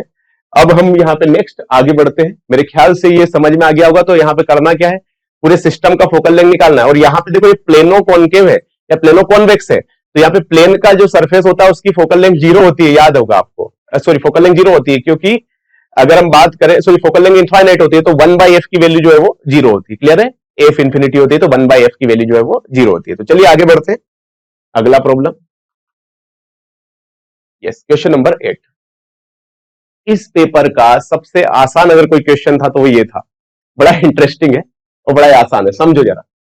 Specific heat capacity of the substance of the temperature depends and is given by the formula C equal to KT, where K is the constant of the suitable dimensions in the SI unit of the T temperature, absolute the temperature heat required to the temperature 1 kg of mass of substance from -73 degree Celsius 27। ठीक है। देखो -73, इसका मतलब इसमें +273 करेंगे तो ये तो आ गया अपना 200 केल्विन और 27 डिग्री सेल्सियस। इसमें अगर 273 ऐड करेंगे तो ये कितना आ गया आपका 300। तो आपको 200 से 300 केल्विन तक टेम्परेचर जब हम पहुंचा है तो हमने इसमें कितना एनर्जी प्रोवाइड करना पड़ेगा ये हमने को निकालना है। अब देखो कभी भी अगर मान लो हम बात करें कि अगर हीट की बात करें तो यहाँ पे अपन ms डेल्टा टी यूज करते हैं जब टेम्परेचर चेंज हो रहा होता है और जब स्टेट चेंज हो रही तो ml लेटेंट हीट वाला कॉन्सेप्ट। तो अब देखो यहाँ पे आपका C जो है वो क्या दे रखा है, वेरिएबल दे रखा है। तो मान लेते हैं DQ एनर्जी हीट प्रोवाइड कर रहे हैं उनको अपन। ठीक है। तो DQ इक्वल टू क्या करेंगे भैया, M AS DT। अरे वेरिएबल है तो इंटीग्रेट कर देंगे, क्या है उसमें। तो अब देख लेते हैं जरा, इसको अपन Q मान लेते हैं टोटल हीट को। M कितना दे रखा है इस बंदे ने, यहाँ पे M दे रखा है अपना यहाँ पे 1 kg, राइट 1। AS दे रखा है KT DT, कहां से 200 से लेके तो 300 तक। अब इसको इंटीग्रेट करके देखते हैं अपन। तो ये आ गया Q is equal to K/2 T²। ठीक है। T को जब अपन इंटीग्रेट करते हैं तो ये आ जाता है T²/2। इंटीग्रेशन सभी को आता है, ये बेसिक है, T²/2। और ये यहाँ पे हो गया आपका 200 से लेके तो 300 तक। तो Q इक्वल टू K/2 को बाहर ले लेते हैं, upper limit minus lower limit 300 को रखेंगे तो ये हो जाएगा 9 × 10⁴ -2 को रखें 2 का स्क्वायर 4 × 10⁴। तो ये कितना हो जाएगा 5 into 10 to power 4, 5 into 10 to power 4 मतलब 50,000, 50,000 बटे 2 मतलब 50,000 बाई 2, इट इज 25,000 के। तो यार Q इक्वल टू देखते हैं। तो ये बंदा बोल रहा है कि Q इक्वल टू जो है वो N के है, ठीक है। तो अपना तो यहाँ पे कितना N के इज इक्वल टू कितना आया आपका 25,000 के से के कैंसिल, तो अपनी N की वैल्यू कितनी आ जाएगी यहाँ पे 25,000, ठीक है। आसान था ये भी। चलिए get ready for the next problem. चलो अब देखो ये प्रॉब्लम, मैं पूरे साल क्लास में क्या बोलता था रोटेशनल पढ़ाते टाइम, बोला जाता था कि बेटे एडवांस में 2-3 जगह से ही रोटेशनल में क्वेश्चन पूछा जाता है। सबसे ज्यादा तो पूछा जाता है कंजर्वेशन ऑफ एंगुलर मोमेंटम, ठीक है। मेरे बच्चे अगर कोई देख रहे होंगे तो मेरी ये बात उनके कान में जरूर गूंज रही होगी, ठीक है। तो अब बात करते हैं अपन लोग, देखो यार यहाँ पे 2 क्वेश्चंस जो है वो कंजर्वेशन ऑफ एंगुलर मोमेंटम का है। तो अपन पहले क्वेश्चन पे बात करते हैं कि डिस्क है मास m और radius r is free to rotate about the vertical axis.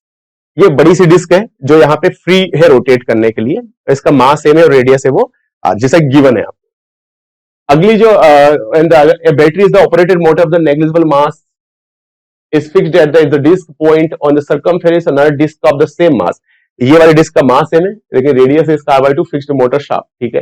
Initially both the disc are at rest, motor is switched on so that the smaller disk rotates with the uniform angular speed omega. If angular speed of which of the large disk about the omega by n, then what is the value of n? ठीक है, समझना मेरी बात को, बड़ा ही प्यारा सा concept है ये।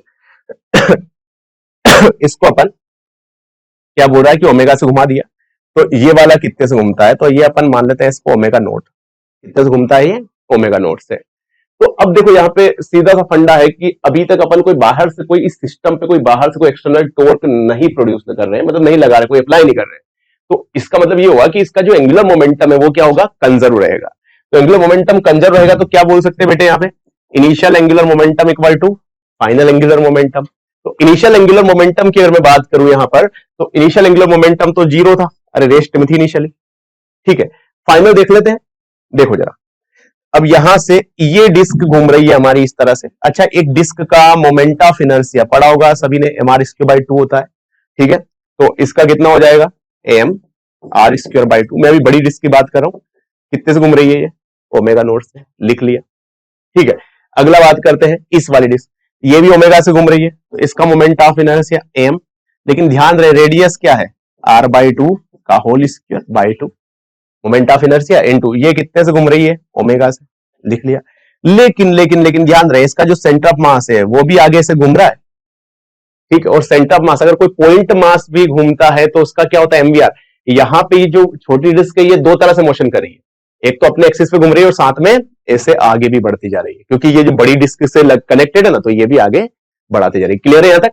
तो अब देखो यहाँ पे क्या हो गया, तो प्लस इसका ये कितना हो जाएगा m। अच्छा v कितना हो जाएगा बेटे इसका, तो v इक्वल टू क्या होता है ओमेगा r, यहाँ सेंटर से r डिस्टेंस, लेकिन ये कितने से ओमेगा नोट से घूम रहे हैं, ओमेगा नोट इंटू r, ठीक है। तो mvr, v की जगह क्या रख दूं omega naught r, centre distance क्या है r, ठीक। तो यार यहाँ पे कितना हो गया mr² ओमेगा नोट, और ये mr²/2 ओमेगा नोट। तो यहां से ये तो कितना आ गया आपका 3/2 mr² ओमेगा नोट, और यहाँ पे इसको दूसरे साइड ले जाए अपन तो ये आ जाएगा आपका mr², 2 का स्क्वायर 4, 4 2 जा 8, और यहाँ पे ये ओमेगा, ठीक है। माइनस ले लो, कोई फर्क नहीं पड़ता, क्योंकि जिधर घूमती है, जिधर एंटी क्लॉकवाइज तो दूसरी वाली क्लॉकवाइज घूमेगी, और कुछ नहीं। यहां से अगर हम बात करें तो mr² से mr² तो क्या हो गया कैंसिल, 2 1 जा 2 4 जा, तो यहाँ पे इसको नीचे ले आए अपन, तो यहाँ से जो ओमेगा नोड आ रहा है करीब अपना आ रहा है माइनस ओमेगा बाई कितना हो गया 4 3 जा 12, ठीक। तो यार यहाँ पे क्या बंदा बोल रहा है कि ओमेगा नोड है वो ओमेगा बाई एन के इक्वल है, तो एन की वैल्यू क्या आनी चाहिए, तो एन की वैल्यू आनी चाहिए यहाँ पे 12 12। आसान है क्या, आसान है। तो हम यहाँ से देखो वैल्यू पूछा है इनका, तो हम इजीली निकाल सकते हो। ये साथ में देखो ये छोटी डिस्क एक्चुअली इसका सेंटर मूव कर रहा है और साथ में डिस्क भी, वो बड़ी डिस्क है वो तो रोटेट कर रही है, आसान है। चलिए get ready for the next problem. A point source emits unpolarised light. किसी ने सोचा होगा कि पोलराइजेशन से भी सवाल आ जाए, वो भी इतना इजी। एक पॉइंट सोर्स है जो पोलराइज्ड लाइट जो यहाँ पे जो अनपोलराइज्ड लाइट जो है एमिट कर रहा है, 2 पॉइंट्स है ए और बी, जिनका जो आर मतलब इंटेंसिटी का जो रेशियो है वो दे रखा है 2। समझना बहुत प्यारा सवाल है। तो अपन देखो यहाँ पे समझते हैं ये कि हमारा जो पॉइंट सोर्स मान लेते हैं एस, और अगर देखो यहाँ पे आपको दे रखा है ratio R is equal to I A upon I B, इसकी वैल्यू दे रखी है आपको 2:1, तो सीधी सी बात है यहाँ पे जो 2 है भैया, यहाँ पे मतलब आई ए ज्यादा होगी, सीधी सी बात है। तो जहां पे इंटेंसिटी ज्यादा वहां पे ये पास में होगा, और यहाँ पे ये बी मान लेते हैं, तो ये आ गया यहाँ पे आई बी इंटेंसिटी। तो यहाँ पे दे रखा अभी इनिशियली क्या है, आई ए अपॉन आई बी, इसकी वैल्यू दे रखी है 2। ठीक है, यहां तक दे रखा है। The set up to polarise having the 45 degree angle between the passes axis must be the before the point B, ठीक है, वैल्यू ऑफ। अब यहाँ पे एक छोटा सा अपन ने दो पोलराइज शीट लगा दी और जिनके बीच का एंगल है वो है 45 डिग्री। अब याद होगा किसी को, ये पढ़ाया गया है क्लास में, इट इज मालूस लॉ। आता है क्या मालूस लॉ किसी को? ठीक है, इट इज द पोलराइजेशन का एक कॉन्सेप्ट है, मालूस लॉ से क्वेश्चन पूछा गया है यहाँ पे। तो अब देखो, मान लो, अब देखो यार यहाँ से इस पे तो कोई फर्क पड़ेगा नहीं, जो भी ये बल्ब से लाइट आएगी इंटेंसिटी का, इस पे कोई फर्क पड़ेगा नहीं क्योंकि पास होता है, ये पास है, इसमें पोलराइज लगाया नहीं इसके आगे। अब अपने बी के आगे अपन ने लगा दिया, तो अब देखो आई बी डैश, तो आई बी डैश मान लेते हैं, तो इसका कितना हो जाएगा? मैंने बोला कि पहला होता है पोलराइजर और एनालाइजर, पढ़ा होगा आपने। पहले को क्या बोलते हैं? Polariser, analyser. पोलराइजर जो है वो इंटेंसिटी को आधा कर देता है, तो जो भी पहले आई बी आ रही थी उसका इसने क्या कर दिया भैया? आधा कर दिया। ठीक है, और साथ में उसके बाद क्या? कोस स्क्वायर थीटा, एनालाइजर जो थीटा होता है उसको कोस स्क्वायर थीटा से मल्टीप्लाई कर देता है। तो देखो कॉस स्क्वायर कितना है? 45 डिग्री। फिर आई बी, ये आ गया आपका आई बी, कोस 45 होता है 1/√2, 1/√2 का स्क्वायर 1/2, 1/2 तो 1/2, तो ये आई बी बाई 4। तो अपना नया आई बी डेस आया, वो आया भैया आई बी बाई 2। देख लेते अब। तो अब पूछा है कि इंटेंसिटी का रेशियो, तो आई डेस ए अपॉन आई डेस बी, तो आई डेस ए तो आई है, ये कोई चेंज नहीं बेटे, लेकिन ये हो गया आपका आई बी बाई 4, ये 4 ऊपर चला जाएगा, तो 4 into I A upon I B, तो 4 इंटू इसकी वैल्यू 2 दे रखी है, तो आपका आंसर कितना आना चाहिए? 8। तो क्या होना चाहिए भैया? नया इंटेंसिटी का रेशियो 8। इजी था, ये भी आसान सवाल में आता था, है ना। तो पेपर जो है वो एक्चुअली एडवांस के पेपर को इजी तो नहीं बोल सकते क्योंकि यहाँ पे कॉन्सेप्ट जो है हमारा लगाना होता है, लेकिन हाँ ये बोल सकते हैं कुछ क्वेश्चंस जो है इसमें मॉडरेट आते हैं। और इस बार उम्मीद कर रहे हैं मेरे जितने बच्चे हमसे पढ़े हैं, वो वैसे तो हर बच्चा हमारे लिए इंपॉर्टेंट है, लेकिन हर बच्चा अपने भविष्य में बहुत तरक्की करे और समझे चीजों को। तो चलिए आगे बढ़ते हैं अपन नेक्स्ट प्रॉब्लम की ओर। Question number 11, wow, Doppler effect का बेसिक सवाल। ठीक है, found that 240 hertz observers towards each other with speed of v respect to the ground in the case from the figure. The observer measure the frequency up to 80 hertz. जब ये करीब जा रहा है सोर्स और ऑब्जर्वर, तो देखो frequency बढ़ती है, तो इसने 240 को कितना सुना इसने? 288। और जब दूर जा रहा है केस 2 में, तो फिर the observer measure that frequency sound in hertz. Okay, n hertz, तो n की वैल्यू निकालनी है। देखो जरा ये करीब आ रहा है, बताया होगा अपन ने, सोर्स से ऑब्जर्वर की डायरेक्शन को क्या मानते हैं अपन? पॉजिटिव। ये किया है क्लास में, ठीक है। ऑफिसर, सर्वेंट, ऐसा कुछ था ना, कॉन्सेप्ट बताया था मैंने। तो F1 मान लेते हैं इसको, ये F ओरिजिनल। अब देखो सोर्स ऑब्जर्वर पॉजिटिव और तो ये नेगेटिव, ऊपर यहाँ पे जो माइनस माइनस हो जाता है प्लस। तो मान लेते हैं अपन जो साउंड की स्पीड को अपन वी नोड मान लेते हैं, और ये बंदे की स्पीड को क्या मान लिया अपन ने? वी, यही दे रखा है, इनकी स्पीड वी दे रखी है, और यहाँ पर भी वी नोड। लेकिन यहाँ पे ऊपर प्लस और नीचे क्या होता है, क्योंकि यहाँ पे सोर्स की डायरेक्शन पॉजिटिव होगी, तो यहाँ पे नीचे वैसा का वैसे रहेगा। तो अब देख लेते हैं भैया, ये कितना दे रखा है इसने? 288 equal to 240 V node plus V upon V node minus V. देख लेते हैं भैया यहाँ से क्या हो गया इससे, तो कितना हो जाएगा ये? 728 8 60, ठीक है। 12 5 जा 6, तो यहाँ पे ये आ गया 6/5, तो 6 is equal to 5 V node plus V upon V node minus V. ठीक है, अब इसको इधर मल्टीप्लाई कर देते हैं, तो ये आ जाएगा आपका 6 V node minus 6 V equal to 5 V node plus 5 V. इसको इधर ले आए तो ये वी नोड इक्वल टू आ गया आपका 11 वी। इजी है, वी नोड कितना आ गया? 11 वी। अब दूसरे में, अब ये क्या कर रहे हैं? दूर जा रहे हैं। अब देखो सोर्स ऑब्जर्वर की डायरेक्शन को तो क्या मानते हैं अपन? पॉजिटिव। तो यहां पे अगर जो मैं बात करूं तो फ्रीक्वेंसी से F2 मान लेते हैं, F नोड। देखो यहाँ पे सोर्स ऑब्जर्वर, तो ऑब्जर्वर सेम डायरेक्शन में, तो ऊपर जो है यहाँ पे अपन माइनस ही रहने देते हैं, और यहाँ पे अपोजिट में है तो नीचे क्या कर देते हैं भैया, माइनस माइनस प्लस हो जाता है एक्चुअली। तो अब यहाँ पे F2, ये फार्मूला सभी ने पढ़ा ही होगा, बेसिक है, 240 वी नोट। अब डायरेक्ट में वैल्यू पुट कर देता हूँ, वी नोट की जगह क्या रख दूं मैं, 11V minus V upon 11V plus V, 240 it is 10V divided by 12V, V से भी कैंसिल, जो इस तो यहाँ पे यार डायरेक्ट है, तो 200 हर्ज हमारा आ गया F2। लेट्स चेक आउट, तो यहाँ पे क्या बोल रहा है n, तो यहाँ पे क्या आनी चाहिए n की वैल्यू 200। इजी है क्या, 11 क्वेश्चन। तो चलो आगे बढ़ते हैं फिर। ये भी देखो बेसिक सवाल था, इनिशियली अपन ने फ्रीक्वेंसी निकाली और फाइनल निकाली, बस इतना सही करना था, इनिशियल दे रखा था, फाइनल निकालना था, जो भी दोनों केसेस में। ठीक, चलिए आगे बढ़ते हैं। Okay, the large identical tank of the one to capped at the top of the building of the height is filled with the up to H each tank. Both the tanks contains the identical of the small radius on their sides close to bottom. The pipe is the same. Internal radius of the hole is connected to tank 2. The pipe ends through the ground level. When the water flows tank 1 and 2 through the hole, the time taken to empty the both the tank. Wow. देखो ये कितना प्यारा सवाल, देखो time की बात हो रही है यहाँ पे। तो ये अपने क्या हो रहा है, यहाँ पे एक दो टंकी लगाए थे भैया अपन, ये ठीक है, ये बना ली पहली टंकी जिसमें पानी भरा हुआ है, यहाँ पे एक छोटा सा होल बना दिया अपन ने, ठीक है। दूसरी टंकी, ये भी H हाइट की है, इसके ऊपर एक और टंकी रखी हुई है, लेकिन यहाँ पे अपन ने क्या दिमाग लगाया, यहाँ पे जो होल किया है उससे एक पाइप लगा दी, और वो पाइप कहाँ तक आ रहा है अपना, ऐसे ग्राउंड लेवल तक, और ये H दे रखा है, और H की वैल्यू शायद इस बंदे ने कुछ दे रखी है यहाँ पे अपनी, H की वैल्यू दे रखी है यहाँ पे 16/9H। ओके, 16/9H, ये H है यहाँ से यहाँ तक, ऐसे ये भी H, इट इज 16/9H, और ये H। तो ये सिंपल सी बात है, एक में पाइप लगा एक में पाइप नहीं लगा, तो इनको खाली होने में कितना टाइम लगेगा, बस ये पूछा, उसका रेशियो पूछा। देखो कितना आसान है समझना, ये क्लास में पढ़ा हुआ होता है, मैंने क्लास में करवाया, ये टाइम ये याद आएगा बच्चों को कि जितनी ये टंकी खाली हुई उसकी रेट और ये नल से निकलने वाले पानी की रेट दोनों सेम होना चाहिए। तो अपने पढ़ा था कि भैया ऊपर से, तो ये अपन ऐसा लिख सकते हैं, इससे जो भी वेलोसिटी निकलेगा इस पॉइंट से, तो जो वेलोसिटी होता है वो क्या होता है, √2GH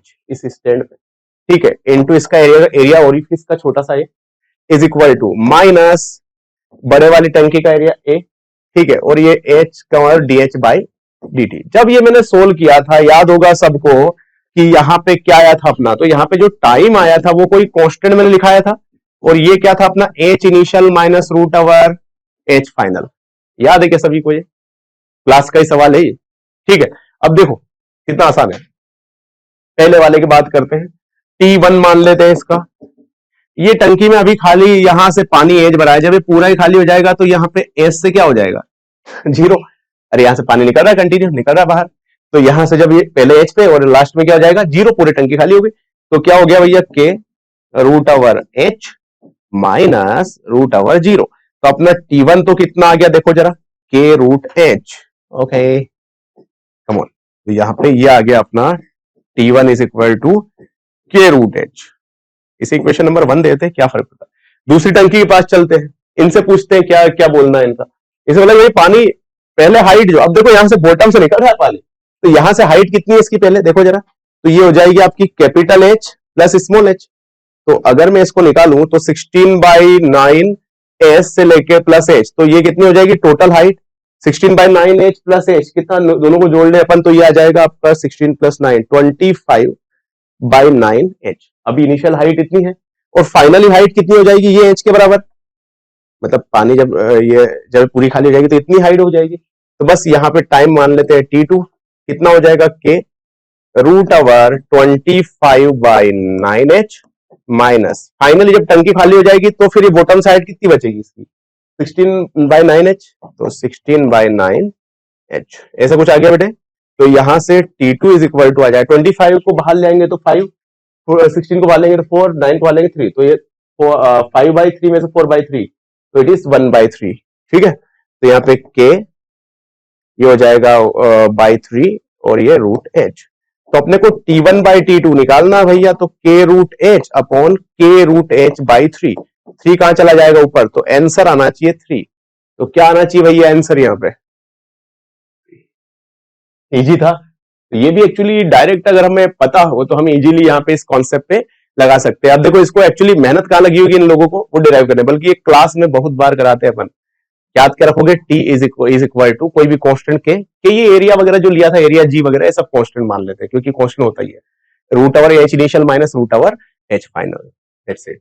तो चलिए आगे बढ़ते हैं। तो अब देखो यहां पे क्या करना है हम लोगों को कि यहां पे जैसे अपन इम्पल्स दिया, तो अब सबसे पहले इस रोड का मोमेंट ऑफ इनर्शिया की बात करूं बेटे, तो मोमेंट ऑफ इनर्शिया क्या होगा, सेंटर के अबाउट क्या होता है, तो अपना इसका मोमेंट ऑफ इनर्शिया मान लेते हैं। सेंटर के अबाउट होता है ml स्क्वायर बाई 12 प्लस, अच्छा इसके सेंटर से कितनी डिस्टेंस भैया, इसका मोमेंट, इसका सेंटर ऑफ मास यहीं पे है, तो कितनी डिस्टेंस हो गई l/2 ये और l ये, तो m l प्लस l/2 का होल स्क्वायर। देख लेते जरा कितना आएगा, ml स्क्वायर बाई 12 प्लस कितना हो गया 3, तो it is m 9l square by 4। तो कितना आ गया बेटे यहाँ पे, अगर 12 अपन एलसीएम ले लेते हैं तो ये हो जाएगा अपना 12 एलसीएम ले लेते हैं, 9 × 27 28 28 ml square by 12 I equal to, तो यहां से आपका ये आ गया आपका 7 ml स्क्वायर डिवाइडेड बाई 3। ये तो आपका मोमेंट ऑफ इनर्शिया। अब समझना, ये यहां पे आपने जो इंपल्स प्रोड्यूस किया जिसकी वजह से रोड घूम रही है, तो जो इंपल्सिव फोर्स है वही इस रोड की रोटेशनल मोशन के लिए रिस्पॉन्सिबल है। मतलब जो भी इसमें यूनिट टाइम के लिए जितना भी हमारा, अगर हम बात करें कि मोमेंट, अगर यहाँ पे अपना एंगुलर मोमेंटम प्रोड्यूस हुआ है, तो उसके लिए यहाँ पे जो अपना मोमेंटम अपन ने यहाँ पे छोटा सा पी यहाँ पे पॉइंट पे यहाँ पे लगाया है जर्क, उसकी वजह से ये प्रोड्यूस हुआ है। तो निकाल लेते हैं, चलो क्या होता है MVR होता है अच्छा V कितना हो जाएगा, ये भी निकाल लेंगे, VC सेंटर ऑफ मास का, तो क्या होता है ओमेगा मान लो ये ओमेगा नोट से घूम रहा है, तो ओमेगा नोट R क्या हो जाएगा, सेंटर ऑफ मास से यहां तक l/2 प्लस L, तो इट इज 3L/2। ठीक है, तो अपने को निकालना है MVR। अगर अपन ने यहाँ पे एंगुलर मोमेंटम जितना दिया तो यहाँ पे कितना हो गया V कितना हो गया यहाँ पे, ये समझ में आ गया ना, क्योंकि ओमेगा नोट से मान लो ये घूम रहा है, तो ओमेगा नोट तो omega into R perpendicular distance, यही तो होता है एक्चुअली हमारा वेलोसिटी। तो ये कितना हो जाएगा आपका 3/2 ओमेगा नोट L और R यहाँ पे देखो, अब यहाँ से डिस्टेंस कितनी, अपने को P कहां से यहाँ से प्रोड्यूस किया, तो ये 3L/2 यहां से यहां तक की डिस्टेंस प्लस 1 से ये भी ऐड करेंगे अपन, तो क्या होता है linear momentum into perpendicular distance, angular momentum यही होता है। तो परपेंडिकुलर डिस्टेंस कितना हो जाएगा बेटे 3L/2 plus x is equal to I into omega, I कितना हो गया 7/3 ml square into omega naught. देखो ओमेगा नोट से ओमेगा नोट क्या हो गया, कैंसिल, क्लियर है।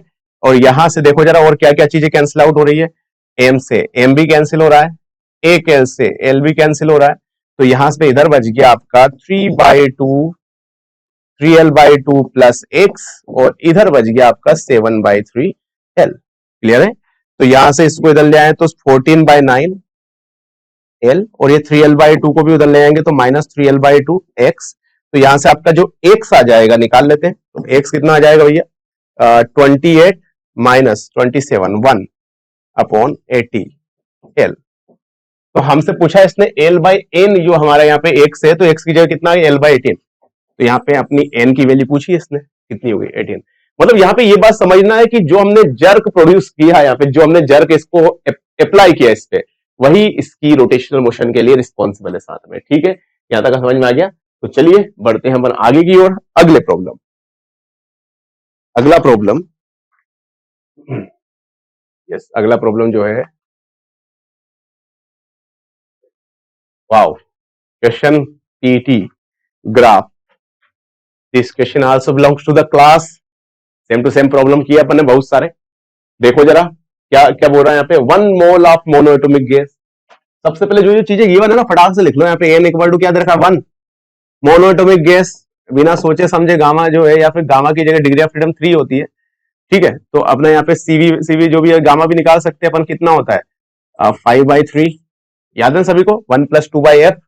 ठीक, हम यहाँ से सारी चीजें निकाल सकते हैं, सीवी भी निकाल सकते हैं, सीवी क्या होता है f/2 r, तो यहाँ पे ये आ जाएगा 3/2 r, और अगर सीपी की बात करें तो ये क्या होता है f/2 + 1, 3/2 + 1 इट इज 5/2 r। ये अपन ने सारी इंफॉर्मेशन लिख के रख ली है, कभी जरूरत पड़े फ्यूचर में देख लेते हैं अपन अभी। तो ये बंदा बोल रहा है कि one mole of the undergoes JKLMNH1 में, तो JKLMN इस तरह से साइक्लिक प्रोसेस है, पीटी ग्राफ दे रखा है। Quantity of the mention the list they are the value of the list choose in the figure like that. अब देखो work done in the complete cycle process, ये निकालना अपन। देखो एक एक करके चीजें समझेंगे पूरी। तो सबसे पहले हम बात करते हैं जे से लेके के तक, ठीक है। पहले किसकी बात करेंगे अपन, जे से के। तो अच्छा ये यहाँ पे प्रेशर यहाँ पे कांस्टेंट है, तो बिना सोचे समझे अपन जानते हैं कि ये कौन सी प्रोसेस है, आइसोबारिक, ठीक है। आइसोबारिक में अगर मैं वर्क डन की बात करूं कैसे निकालते हैं, तो वर्क डन हमने निकाला था भैया, ये क्या होता है, एन आर डेल्टा टी। तो यहाँ पे देख लेते हैं W इक्वल टू, यहां से यहां तक जा रहे हैं, तो एन तो 1 देखा है, आर डेल्टा टी कितना है भैया, 3t node minus T node, it is 2t node, clear है। तो अब देखो यहां से अपना एक तो ये आ गया 2RT नोड। उसके बाद अगर मैं बात करूं यहाँ पर प्रेशर अपना क्या है यहाँ पे, कांस्टेंट, ठीक। अब बात करें अगला कि change in internal energy in the gas in the JK process. अच्छा अब इंटरनल एनर्जी में चेंज क्या, डेल्टा यू क्या पढ़ते हैं अपन, NCV डेल्टा टी। तो delta U equal to N कितना है भैया 1, CV अभी निकाला है कितना 3/2R into delta T. 3t node में से t नोड गया तो कितना बचा भैया, d नोड 2 से 2, तो ये आ गया 3RT नोड। तो दूसरे वाले का एक एक करके निकाल ले, क्योंकि वर्कडन देखो पहले में अगर अपन उलझ जाए कि भैया सबका वर्कडन निकालो, तो क्यों मेहनत करनी है, अपन जो छोटी छोटी चीजें पहले उन पे कॉन्सेंट्रेट करेंगे। तो क्या देखा, जेके का कितना है अपना 3RT नोड, ठीक है कोई, तो अपना यहाँ पे क्यू वाले का आ रहा है भैया यहाँ पे कौन सा वाला अपना 3, क्यू वाले का 3 कौन कौन सा है, देखो इसमें भी क्यू वाले का 3 है, ठीक है, इसमें भी बी वाले में भी क्यू वाले का 3 है, और यहाँ पे डी वाले में भी देख लेते हैं अपन, ठीक। तो अब देखो, अब यहां से अपन आगे बढ़ते हैं, डी वाले में भी क्यू वाई का 3 है शायद, चलो देख लेते हैं। तो यहाँ पे ऑप्शन यस, यहाँ पे डी वाले में भी क्यू का 5 है, तो अपना यहाँ पे क्यू का 3 कौन कौन से में है, फर्स्ट वाले में और सेकंड वाले में। तो अभी अपने जो ऑप्शन क्लिक हो गए कि या तो ये होगा या फिर ये होगा, ठीक है, ये होगा, ये दोनों में से कोई एक होगा, ठीक। अब दूसरा बंदा बोल रहा है यहाँ पे कि heat given to the gas in process KL मतलब ये वाली प्रोसेस, कैसे निकालेंगे heat given to the process, NCP delta T से निकाल सकते हैं डायरेक्ट। तो अब देखो यहाँ पर हीट गिवन टू द, यहाँ पर ये कौन सी है, ये आइसोथर्मल है, क्या आइसोथर्मल है, तो डेल्टा यू तो क्या हो जाएगा 0। तो जो भी अपना वर्क डन होगा, ठीक है, वही वर्क डन होगा, वही क्या होगा अपना जो हमारा ये होगा, क्या बोलते हैं, जो heat given to the system. तो अब देख लेते जरा, तो क्या होता है क्या होता है वर्क डन, सभी ने पढ़ा होगा ये nRT ln, प्रेशर दे रखा है तो इट इज P1/P2, देख लेते भैया वर्क डन, n कितना दे रखा है बेटो 1 R, टेम्परेचर कितना है देखो जरा यहाँ पे 3T नोड, ओके, और ln P1/P2, P1 और P1 क्या है P नोड और ये 2P नोड, तो P नोड से 2P नोड गए तो ये नेगेटिव आया यार यहाँ पे, तो ये आ जाएगा आपका -3RT नोड ln 2, ये वर्क डन, ठीक है। कहीं पे लग रहा है क्या कि यही heat given to the system, तो यहाँ पे R वाले का आना चाहिए अपना 5th, तो R वाले का आना चाहिए 5th, कहीं पे है कि R वाले 5th, इसमें भी R वाले का 5th है और इसमें भी R वाले का 5th। अभी भी अपनी कंट्रोवर्सी देखो, Q भी यहाँ पे क्या है सेम है, बस खाली एस वाले का यहाँ पे चेंज है कि अगर एस वाला अपना आ गया तो हम लोग निकालेंगे। तो देखो change in internal energy in the gas in process MJ, देखो M से लेके J तक ये वाला। अब चेंज इन इंटरनल एनर्जी यहाँ पे क्या आ गया 0, देखो यही से अपना आंसर क्लिक हो गया। तो क्या MJ क्या आइसोथर्मल, तो चेंज इन इंटरनल एनर्जी क्या हो गया 0। तो अब देख लेते भैया 0 का कहीं पे लिखा हुआ है यस 2, तो यहाँ पे जो अपना एस वाला है उसका 2 होना चाहिए, और एस वाले का 2 किस में दे रखा है इस वाले ऑप्शन में। तो हमारा जो करेक्ट आंसर आना चाहिए वो क्या आना चाहिए डी, ठीक है। तो हम निकाल सकते हैं भैया, तो इजीली हमसे यहाँ पे सारे प्रॉब्लम्स सोल्व हो गए। तो हमारा देखो पी का तो क्या आ गया 4, ठीक है, क्यू का क्या हो गया 3, आर का क्या कितना निकाला अपन ने 5, और एस का क्या निकाला 2, ठीक है। बस यही ऑप्शन मैच करो, देखो बाकी सब सेम ही थे, बस यहां से अपना चेंज। तो अब देखो अपन ने बिना पहला पूरा इतना वर्क डन निकाले अपने यहाँ सोल्व कर रखा है। तो आपको ये चीज याद रखना है कि हमें मिनिमम से मिनिमम टाइम में चीजें हमें कैसे सॉर्ट आउट करनी है। तो चलिए आगे बढ़ते हैं फिर अगला प्रॉब्लम, नेक्स्ट प्रॉब्लम। वाओ, मुझे लग रहा है कैपेसिटर की प्लेट्स है ये, ठीक है। 4 identical plate sheets S1 S2 S3 S4 each of the capacitor parallel to each other. और अच्छा सी नोड ये दे रखा है, तो सबका ये निकालना है। वाह, ये तो क्लास प्रॉब्लम है भैया, क्लास प्रॉब्लम है ये डायरेक्ट। बहुत सारी प्रॉब्लम की है ऐसी भी अपन ने, ध्यान है सबको। ठीक है, तो देख लेते हैं। तो यहाँ पर अपने को दे रखा है कि सी नोड दे रखा है इस बंदे ने, ए स्क्वायर मतलब इसका area epsilon node divided by D. ठीक, सबसे पहले the capacitance between S1 and S4, यहाँ पे ये 1 है, ये 2 है, ये 3 है और ये 4 है विद S2 नॉट कनेक्टेड। अब देखो यहाँ पे अपन इस प्लेट्स को इस तरह से जमा लेते हैं, 3 1 2 3 4।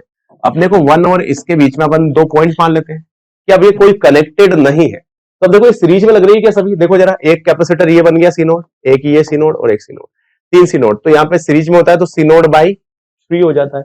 तो पहले वाले का जो P वाला है उसमें c naught by 3, c naught by 3 कहां पे आ रहा है भैया 3, तो P वाले का क्या आ जाएगा 3, ठीक है।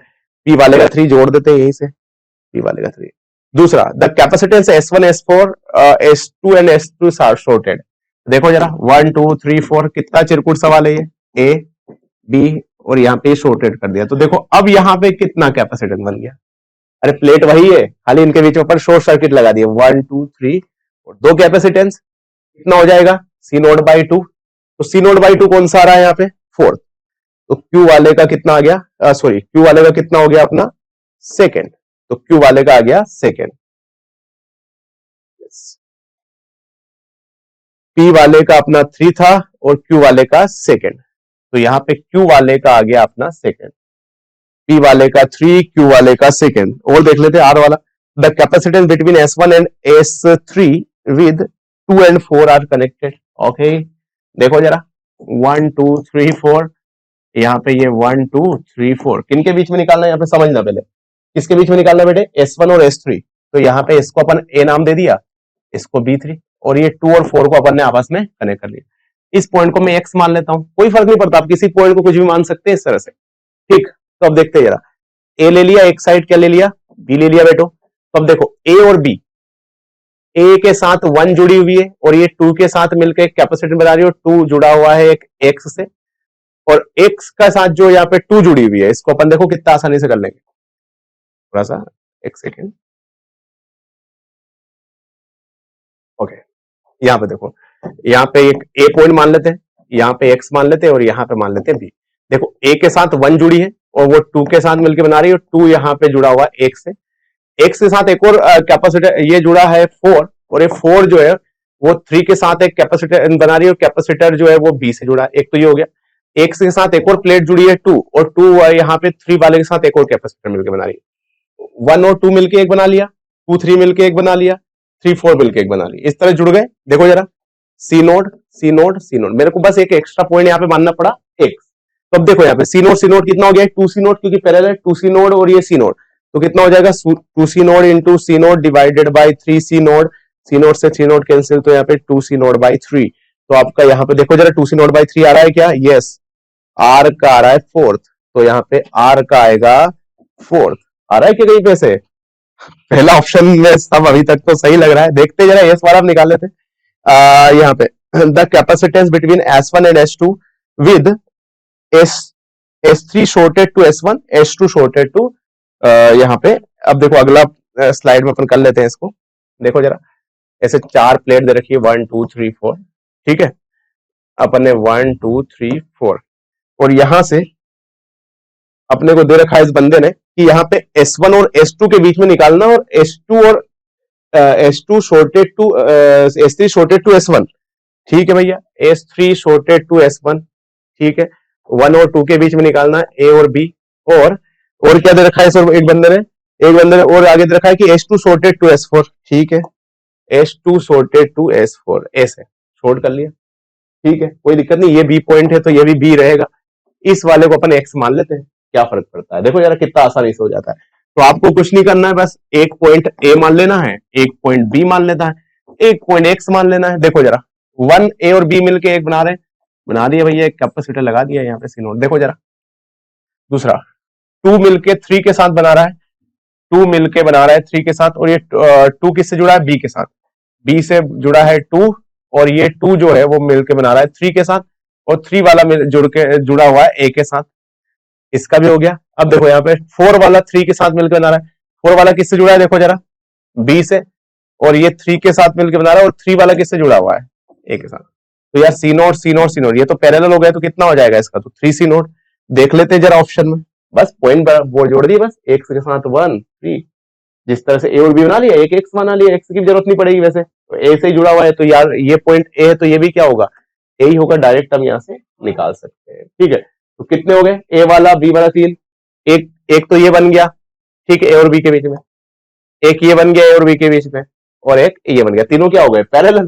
पैरेलल हो गए तो कितना? 3 सी नोट। देख लेते जरा 3 सी नोट, तो इसका आ जाएगा 3 सी नोट कौन सा? इसका आना चाहिए, एस वाले का आना चाहिए 1, तो एस वाले का आना चाहिए 1।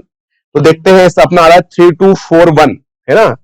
3 2 4 1, 3 2 4 1 काय में है? Yes, B option. तो इसका करेक्ट आंसर क्या होना चाहिए? बी। तो आसान था, 15वां। बस आगे बढ़ते हैं, 2 क्वेश्चन और बचे हैं। आसान है पेपर, मतलब बहुत ज्यादा डिफिकल्ट नहीं है, मॉडरेट बोल सकते हैं इसको बेटे। तो चलिए मिलते हैं आगे, अपन करते हैं 15 के बाद 16 क्वेश्चन। क्वेश्चन नंबर 16 पढ़ते हैं। Light rays the incident on surface of the sphere, refractive index N, angle of the incidence is a theta naught, the ray partially reflected into the sphere with angle of refraction phi naught. Okay, and then the partial reflect from the back surface, and the reflect ray may emerge to the out of the sphere of the after partial refraction, and the total angle of deviation of the emergent ray is alpha, so the match the column. ठीक है, निकाल लेते हैं क्या है इसमें। Okay, चलो थोड़ा सा स्पेस ले लेते हैं इसके लिए, अच्छा सवाल है। ये यहां पे ऐसे दे रखा है, ठीक, यहां से एक लाइट रे आई,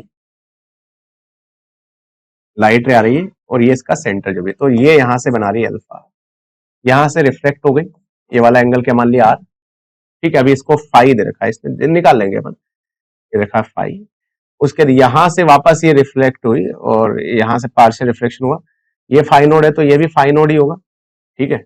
और यहां से ये वाला रिफ्लेक्शन, तो ये भी फाई नोड, तो ऐसे गई, और यहां से वापस, ठीक है, ये अपना नॉर्मल, तो यहां से ऐसे चले गए, और ये भी यहाँ पे थीटा ही होगा, और ये भी क्या होगा? Phi naught. तो अब देखो, पहले तो ये कि लाइट रे इस तरह से हमारी बेंट हुई, तो हमने ये निकालना है कि कितना इसमें एंगल ऑफ डेविएशन, तो एंगल ऑफ डेविएशन इस बंदे ने दे रखा है अल्फा, निकाल लेते हैं सबसे पहले। अच्छा देखो, ये कितना डेविएट हुए बेटे, अगर ये रिफ्लेक्ट नहीं होते तो ये जो एंगल होता है वो क्या होता है? अल्फा होता है, लेकिन यहाँ पे इतना डेविएशन हुआ, तो इसको अपन ऐसा लिख सकते हैं कि ये टोटल, ये थीटा है, ये फाई है, तो ये बचा हुआ एंगल कितना हो जाएगा?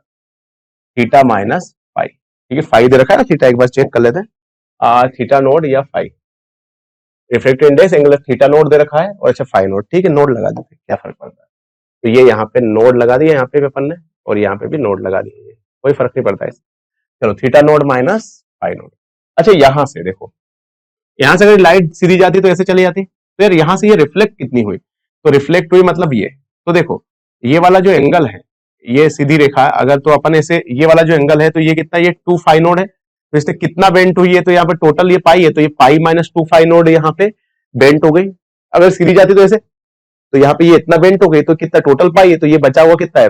2 फाई नोड, तो यहाँ पे कितना बेंट हो गई हमारी, कितना यहाँ पे मुड़ गई, तो ये आ जाएगा पाई माइनस 2 फाई नोड, ठीक है। अब यहां पहुंच गए, यहां भी सेम सिनेरियो, अगर ये नहीं होती तो कुछ इस तरह से चली जाती, तो ये वाला जो एंगल बनेगा इसे लिख सकते हैं theta naught minus phi naught, तो ये भी हो जाएगा आपका plus theta naught minus phi naught. देख लेते हैं, तो एल्फा इक्वल टू कितना आ गया? पाई plus 2 theta node, sorry 2 theta node, yes, और माइनस 4 फाई नोड। ये अपनी इसे इक्वेशन नंबर देते हैं 1, समझना प्रॉब्लम। अब अपन ऑप्शन में चलते हैं, एक और अपने पास क्या ऑप्शन है, इसका रिफ्रैक्टिव इंडेक्स क्या दे रखा है? एन, ठीक।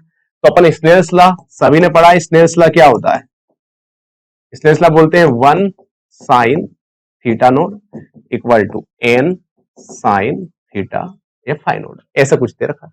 इसी इक्वेशन नंबर 2 देखो, दोनों का ही अपने को यूज करना पड़ेगा यहाँ पे, क्योंकि स्नेल्स लॉ, क्योंकि यहाँ पे रिफ्रैक्शन हो रहा है, तो स्नेल्स लॉ लगेगा इसे हमारा। अब देख लेते हैं जरा, तो यहां से अपन इस पे आ जाते हैं। सबसे पहले एन इक्वल टू 2, तो अल्फा और 180 degree, then all the possible values of theta naught is, ठीक है, n इक्वल टू 2 रख देते हैं यहाँ पे, और जो यहाँ पे क्या क्या बोल रहा है एक और, अल्फा इक्वल टू 180 डिग्री, ठीक। तो अल्फा की जगह 180 रख दो यहाँ पे, तो यहाँ पे 180 रख दिया, तो ये कितना हो गया बेटे, अपन पहले वाले की बात कर रहे हैं यहाँ पे ऑप्शन नंबर 1 की, तो alpha pi is equal to pi plus 2 theta naught minus 4 phi naught, तो पाई से पाई कैंसिल, इसको इधर ले आए तो अपना थीटा नोड इक्वल टू हो गया 2 फाई नोड, ठीक है, या फाई नोड इक्वल टू अपन क्या लिख सकते हैं, थीटा नोड बाई 2।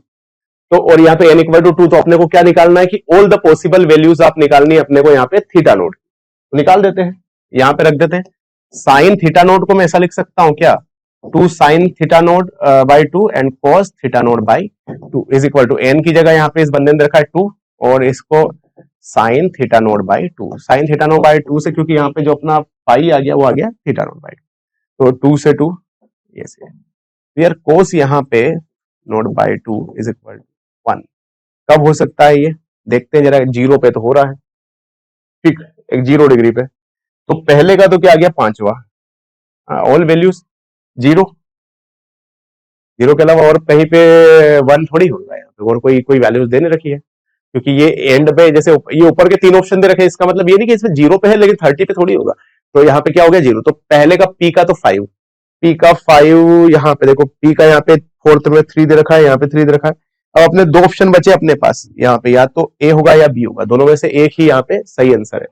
देखते अगला क्या बोल रहा है, दूसरा बोल रहा है कि n इक्वल टू √3 और अल्फा इक्वल टू 180, चलो देखते हैं, अल्फा तो 180 दे रखा, तो 180 देखा तो ये कंडीशन तो आएगी सही, लेकिन यहाँ पे देखा √3, तो निकाल देते हैं दूसरे के लिए भी, तो दूसरे के लिए यहाँ पे 180 तो कितना हो जाएगा बेटे, √3 दे रखा है, तो यहाँ पे 2 साइन, बाकी सब वैसी की वैसी, theta naught by 2 cos theta naught by 2 is equal to √3 sine theta naught by 2, sine से साइन क्या हो गया कैंसिल, तो cos theta naught by 2 is equal to √3 by 2, ठीक है। अब देखो यहाँ पे √3 बाई 2 कब होता है 30 डिग्री पे, तो यहाँ पे थीटा नोट बाई 2 की वैल्यू होगी यहाँ पे cos 30 डिग्री, 30 डिग्री, तो यहाँ पे थीटा नोट क्या हो गया, एक तो 60 डिग्री, ठीक, और यहाँ पे 0 डिग्री, क्योंकि अपन ने यहाँ पे कैंसिल किया है, तो 0 का रखेंगे यहाँ पे, तो ये भी 0 हो जाएगा और ये टर्म भी क्या हो जाएगा 0, ये तो अपन ने कैंसिल किया है, कब, अगर थीटा नोट अपन 0 नहीं लेते, अगर जैसे 0 लेंगे तो दोनों साइड टर्म्स वापस क्या हो गए 0, तो यहाँ पे 2 कंडीशन आ गई है,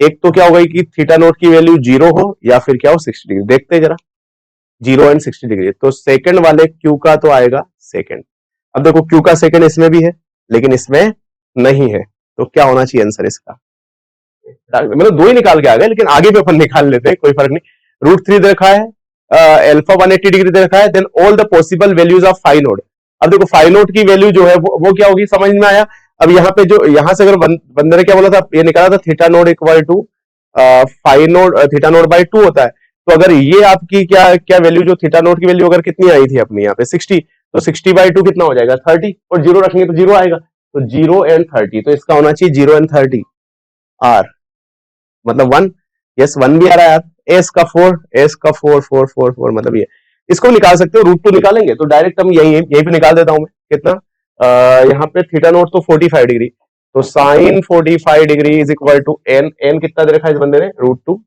okay, √2 sine phi naught, sorry theta phi naught, तो यहाँ पे ये हो गया 1 बाय √2, तो 1 बाय 2 साइन 45 की वैल्यू 1 बाय 2, तो यहाँ पे साइन फाई नोट, तो साइन फाई नोट, तो यहाँ से फाई नोट की वैल्यू आ गई अपनी 1 बाय 2 कब होता है भैया 30 डिग्री पे, तो ये 30 डिग्री आ गया, 30 डिग्री है तो अल्फा की वैल्यू निकालना है, तो अल्फा की वैल्यू कितनी हो जाएगी, क्या था alpha value pi plus 2 theta note, theta note की वैल्यू कितनी दे रखी है इस बंदे ने 45 माइनस 4 फाई नोट, तो अब देखो यहाँ पे ये कितना हो गया यार 2 इंटू 180 एंड 245, तो 270 माइनस यहाँ पे 30 रखे 4 3 12 120, तो यहाँ पे अल्फा की वैल्यू क्या आनी चाहिए 150 डिग्री, तो देखो जरा 150 है क्या है, बिल्कुल है, तो 150 डिग्री, देखो किस तरह से अपन ने ये सवाल बस निकाल लिया, मतलब ये था कि थोड़ा सा इसमें भी इमेजिनेशन लगता, लेकिन अगर अपने पास ये 2 इक्वेशन बनाना आ गई कि अपने को एक तो डेविएशन बनाना आ गया और इसमें स्नेल्स लॉ, इनसे अपन ने दोनों प्रॉब्लम, ये चारों प्रॉब्लम्स का जो है चारों मैच द कॉलम वाला ये क्लिक कर लिया ऐसे, तो कौन सा आंसर होगा इसका, ठीक, बात करते आगे। लास्ट प्रॉब्लम, वाओ, निकाल लेते हैं। शोन इन द फिगर, ठीक है, circuit shown in the figure, the contents of inductor L, capacitance C, are note जो भी है, and total and ideal battery. The circuit also contains key K1, K2 key. Both the keys are open. There is no charge. अभी तो दोनों keys क्या है? Open है. At an instant K1 is closed. समझना मेरी बात को, एक करके जैसे अपन ने K1 को क्या किया? क्लोज कर दिया। तो अभी जो है जस्ट इसमें करंट फ्लो होने की कोशिश करेगा, लेकिन ये इंडक्टर क्या करता है? इनिशियली करंट को ब्लॉक कर देता है। तो यहाँ पे देखते हैं, अगर करंट पूछा है तो वो जीरो आएगा। Is close and immediately after the current is R naught is found to be I1। तो I1 की वैल्यू, इसमें करंट जाएगी क्यों भैया? ये क्या कर देगा, यहाँ पे t इक्वल टू 0 पर इंडक्टर, क्लास में पढ़ा है ये, ओपन सर्किट की तरह बिहेव करेगा, और ओपन सर्किट की तरह बिहेव करेगा तो इसमें करंट जाएगी क्यों? तो I1 की वैल्यू 0 होनी चाहिए। तो 0 है क्या नहीं पे? तो p का आ रहा है यहाँ पे 1, p का 1 1 2 3 जगह पर है, तो अभी p से तो अपन कुछ ये नहीं कर सकते हैं। आगे देखते हैं। और I1 after a long time the current attains the steady state of I2। अब देखो, जब ये स्टडी स्टेट अटेन कर ले तो इसका मतलब यहाँ पे अब ये बिल्कुल, अब ये t इक्वल टू इनफाइनाइट, मतलब लॉन्ग टाइम पे इंडक्टर जो हमारा L है वो कैसा रिप्रेजेंट करता है? अगर मैं बात करूं L की बात करूं मैं, L इंडक्टेंस, तो वो करता है भैया क्लोज्ड सर्किट की तरह बिहेव। तो क्लोज सर्किट में तो इसका तो कोई रेजिस्टेंस होगा, तो यहाँ पे कितना हो जाएगा फिर 20/5। तो यहाँ पे I1 तो आपका 0 आ गया, I2 देखते हैं जरा, 20/5 बोले तो कितना? 4 एम्पियर। 4 एम्पियर है क्या भैया? यस है। इसका थर्ड, तो अपना Q वाले का आ रहा है थर्ड। Q वाले का थर्ड इसमें भी है, Q वाले का थर्ड इसमें भी है, Q वाले का थर्ड इसमें थोड़ा सा विजिबिलिटी इशू है, देख लेते हैं Q वाले का थर्ड। अब देखो अगला देखते हैं, Q वाले का थर्ड इसमें, ये थोड़ा विजिबिलिटी का है यहाँ पे, तो देख लेंगे अपन, कोई मसला नहीं उससे। दूसरा क्या बोल रहा है यहाँ पे बंदा आगे, I2 after two close simultaneously K1 is open. अब जैसे ही अपन ने इसको यहाँ पे इसको अपन ने ओपन किया और अब इसको कर दिया क्लोज। अब देखो यार, इसका 20 वोल्ट, अब ये यहाँ पे 20 वोल्ट क्या हो गया होगा? 20 वोल्ट मैक्सिमम वोल्टेज, ठीक है, देख लेते हैं। अभी अपन ने यहाँ पे समझना 20 वोल्ट मैक्सिमम वोल्टेज, मतलब मैक्सिमम यहाँ पे करंट जो है क्या सीन होगा। तो अब बोल रहा है कि तो यहाँ पे क्या long time the current in there after K2 is the close simultaneously K1 is open, then voltage cross the C naught, oscillate with the amplitude V naught, ठीक है, देख लेते हैं। अब बोलते हैं वैल्यू एंड ओमेगा, ओमेगा की वैल्यू क्या होगी? अच्छा, जैसे ये L है और ये C है, तो ये क्या अपना LC ऑसिलेशन वाला कॉन्सेप्ट आ गया। LC ऑसिलेशन का जो ओमेगा, क्या क्या बोलते हैं ओमेगा, सारे बच्चों ने पढ़ा है, ये कुछ भी टफ नहीं है ये, तो ये याद होगा आपका √, L देख लेते हैं कितना आया। L कहाँ गया? 25, इसको 20 को बाद में देखते हैं, 20 ऐसे पूछा नहीं है, 20 इंटू 10 टू दी पावर -3, और यहाँ पे L कितना दे रखा है बेटे? 10 इंटू 10 टू दी पावर -6। तो ये कितना हो गया? 10 टू -3 -9 -8 बाहर एंड -4 पर गया, तो 10 टू पावर 25 का 5, तो ये कितना हो जाएगा? 2000 रेडियन, 2000, लेकिन इसने किलो रेडियन में पूछा है, सॉरी। तो यहाँ पे क्या हो गया? 2 किलो रेडियन पर सेकेंड, तो 2 किलो रेडियन पर सेकेंड, तो इसका जो आर वाले का आ जाएगा सेकेंड, ठीक है। The value of V naught in volt is, V naught in volt, तो ऑसिलेशन का एम्पलीट्यूड वी नोड। अब देखो यार, ये बड़ा ही प्यारा सवाल है, ये वी नोड का ध्यान रखें आप कैसे निकालते हैं। ये सारे बच्चों ने पढ़ा होगा, बेसिक सा फंडा है ये, कि जब हम बात करते हैं ऑसिलेशन की, तो I इक्वल टू अपन क्या पढ़ते हैं? Q ओमेगा पढ़ते हैं, ठीक है। और Q को यहाँ पर क्या लिख सकते हैं? C node V node omega node. तो अपने यहाँ पे अगर V नोड निकालना है तो इसको अपन ऐसा लिख सकते हैं, I node upon C node और ओमेगा नोड। देख लेते हैं जरा V नोड की वैल्यू, I नोड कितना दे रखा है देख लेते हैं। I की वैल्यू कितनी? I अपनी यार 4 एम्पियर मैक्सिमम, इतना ही करंट फ्लो हो सकता है, बैटरी में इतना ही करंट फ्लो हो सकता है। और यहाँ पे C नोड शायद जो है हमारा, देख लेते हैं एक बार, चेक कर लेते हैं। C नोड की वैल्यू कितना दे रखा है अपना? 10 माइक्रोफेरेड, ओके, तो ये दे रखा है 10 माइक्रो, तो 10 into 10 to the power -6 into, और इसकी ओमेगा नोड की वैल्यू कितनी दे रखी है अपनी? 2000। तो अब यहां से अगर हम बात करें तो वी नोड की, देखो 2 1 जा, ये 1000 हो जाएगा, 2 जा तो 2। अब देखो 10 टू पावर 3 1, ये 4 10 टू -2, 10 टू पावर -2 पर गया, 10 टू पावर प्लस का 2, सर इसका आंसर आना चाहिए आपका 200 वोल्ट, ठीक है। ऑसिलेशन का जो पोटेंशियल है वो 200 वोल्ट आना चाहिए। तो 200 वोल्ट कहीं पे दे रखा है क्या इसका, तो देख लेते हैं। तो यहाँ पे 200 यस दे रखा है, तो एस वाले का आएगा 5वां। तो देख लेते हैं क्या क्या यहाँ पे अपने ऑप्शन बने हैं। पी वाले का आया है 1, क्यू वाले का आया है 3, आर वाले का आया है 2 एंड एस वाले का आया है 5। तो 1 3 2 5, 1 3 2 5, yes first A option is correct. ठीक है, तो चलिए ये मेरे ख्याल से सारे बच्चों को बहुत अच्छे से समझ में आ गया होगा, क्योंकि पेपर सच में मतलब बहुत बढ़िया था, मजे आए करने में। तो आपको यहाँ पे समझ में आ गया होगा कि आईआईटी एक्चुअली डिफिकल्ट होता नहीं है, आईआईटी डिफिकल्ट की जगह बस डिफरेंट होता है। तो हमें इसकी स्ट्रेटजी जाननी है कि कैसे प्रॉब्लम सोल्व करें, और हमसे जुड़े रहे आगे के आपके करियर गाइडेंस के लिए। तो हम आपके उज्जवल भविष्य की कामना करते हैं। बहुत बहुत धन्यवाद आपका।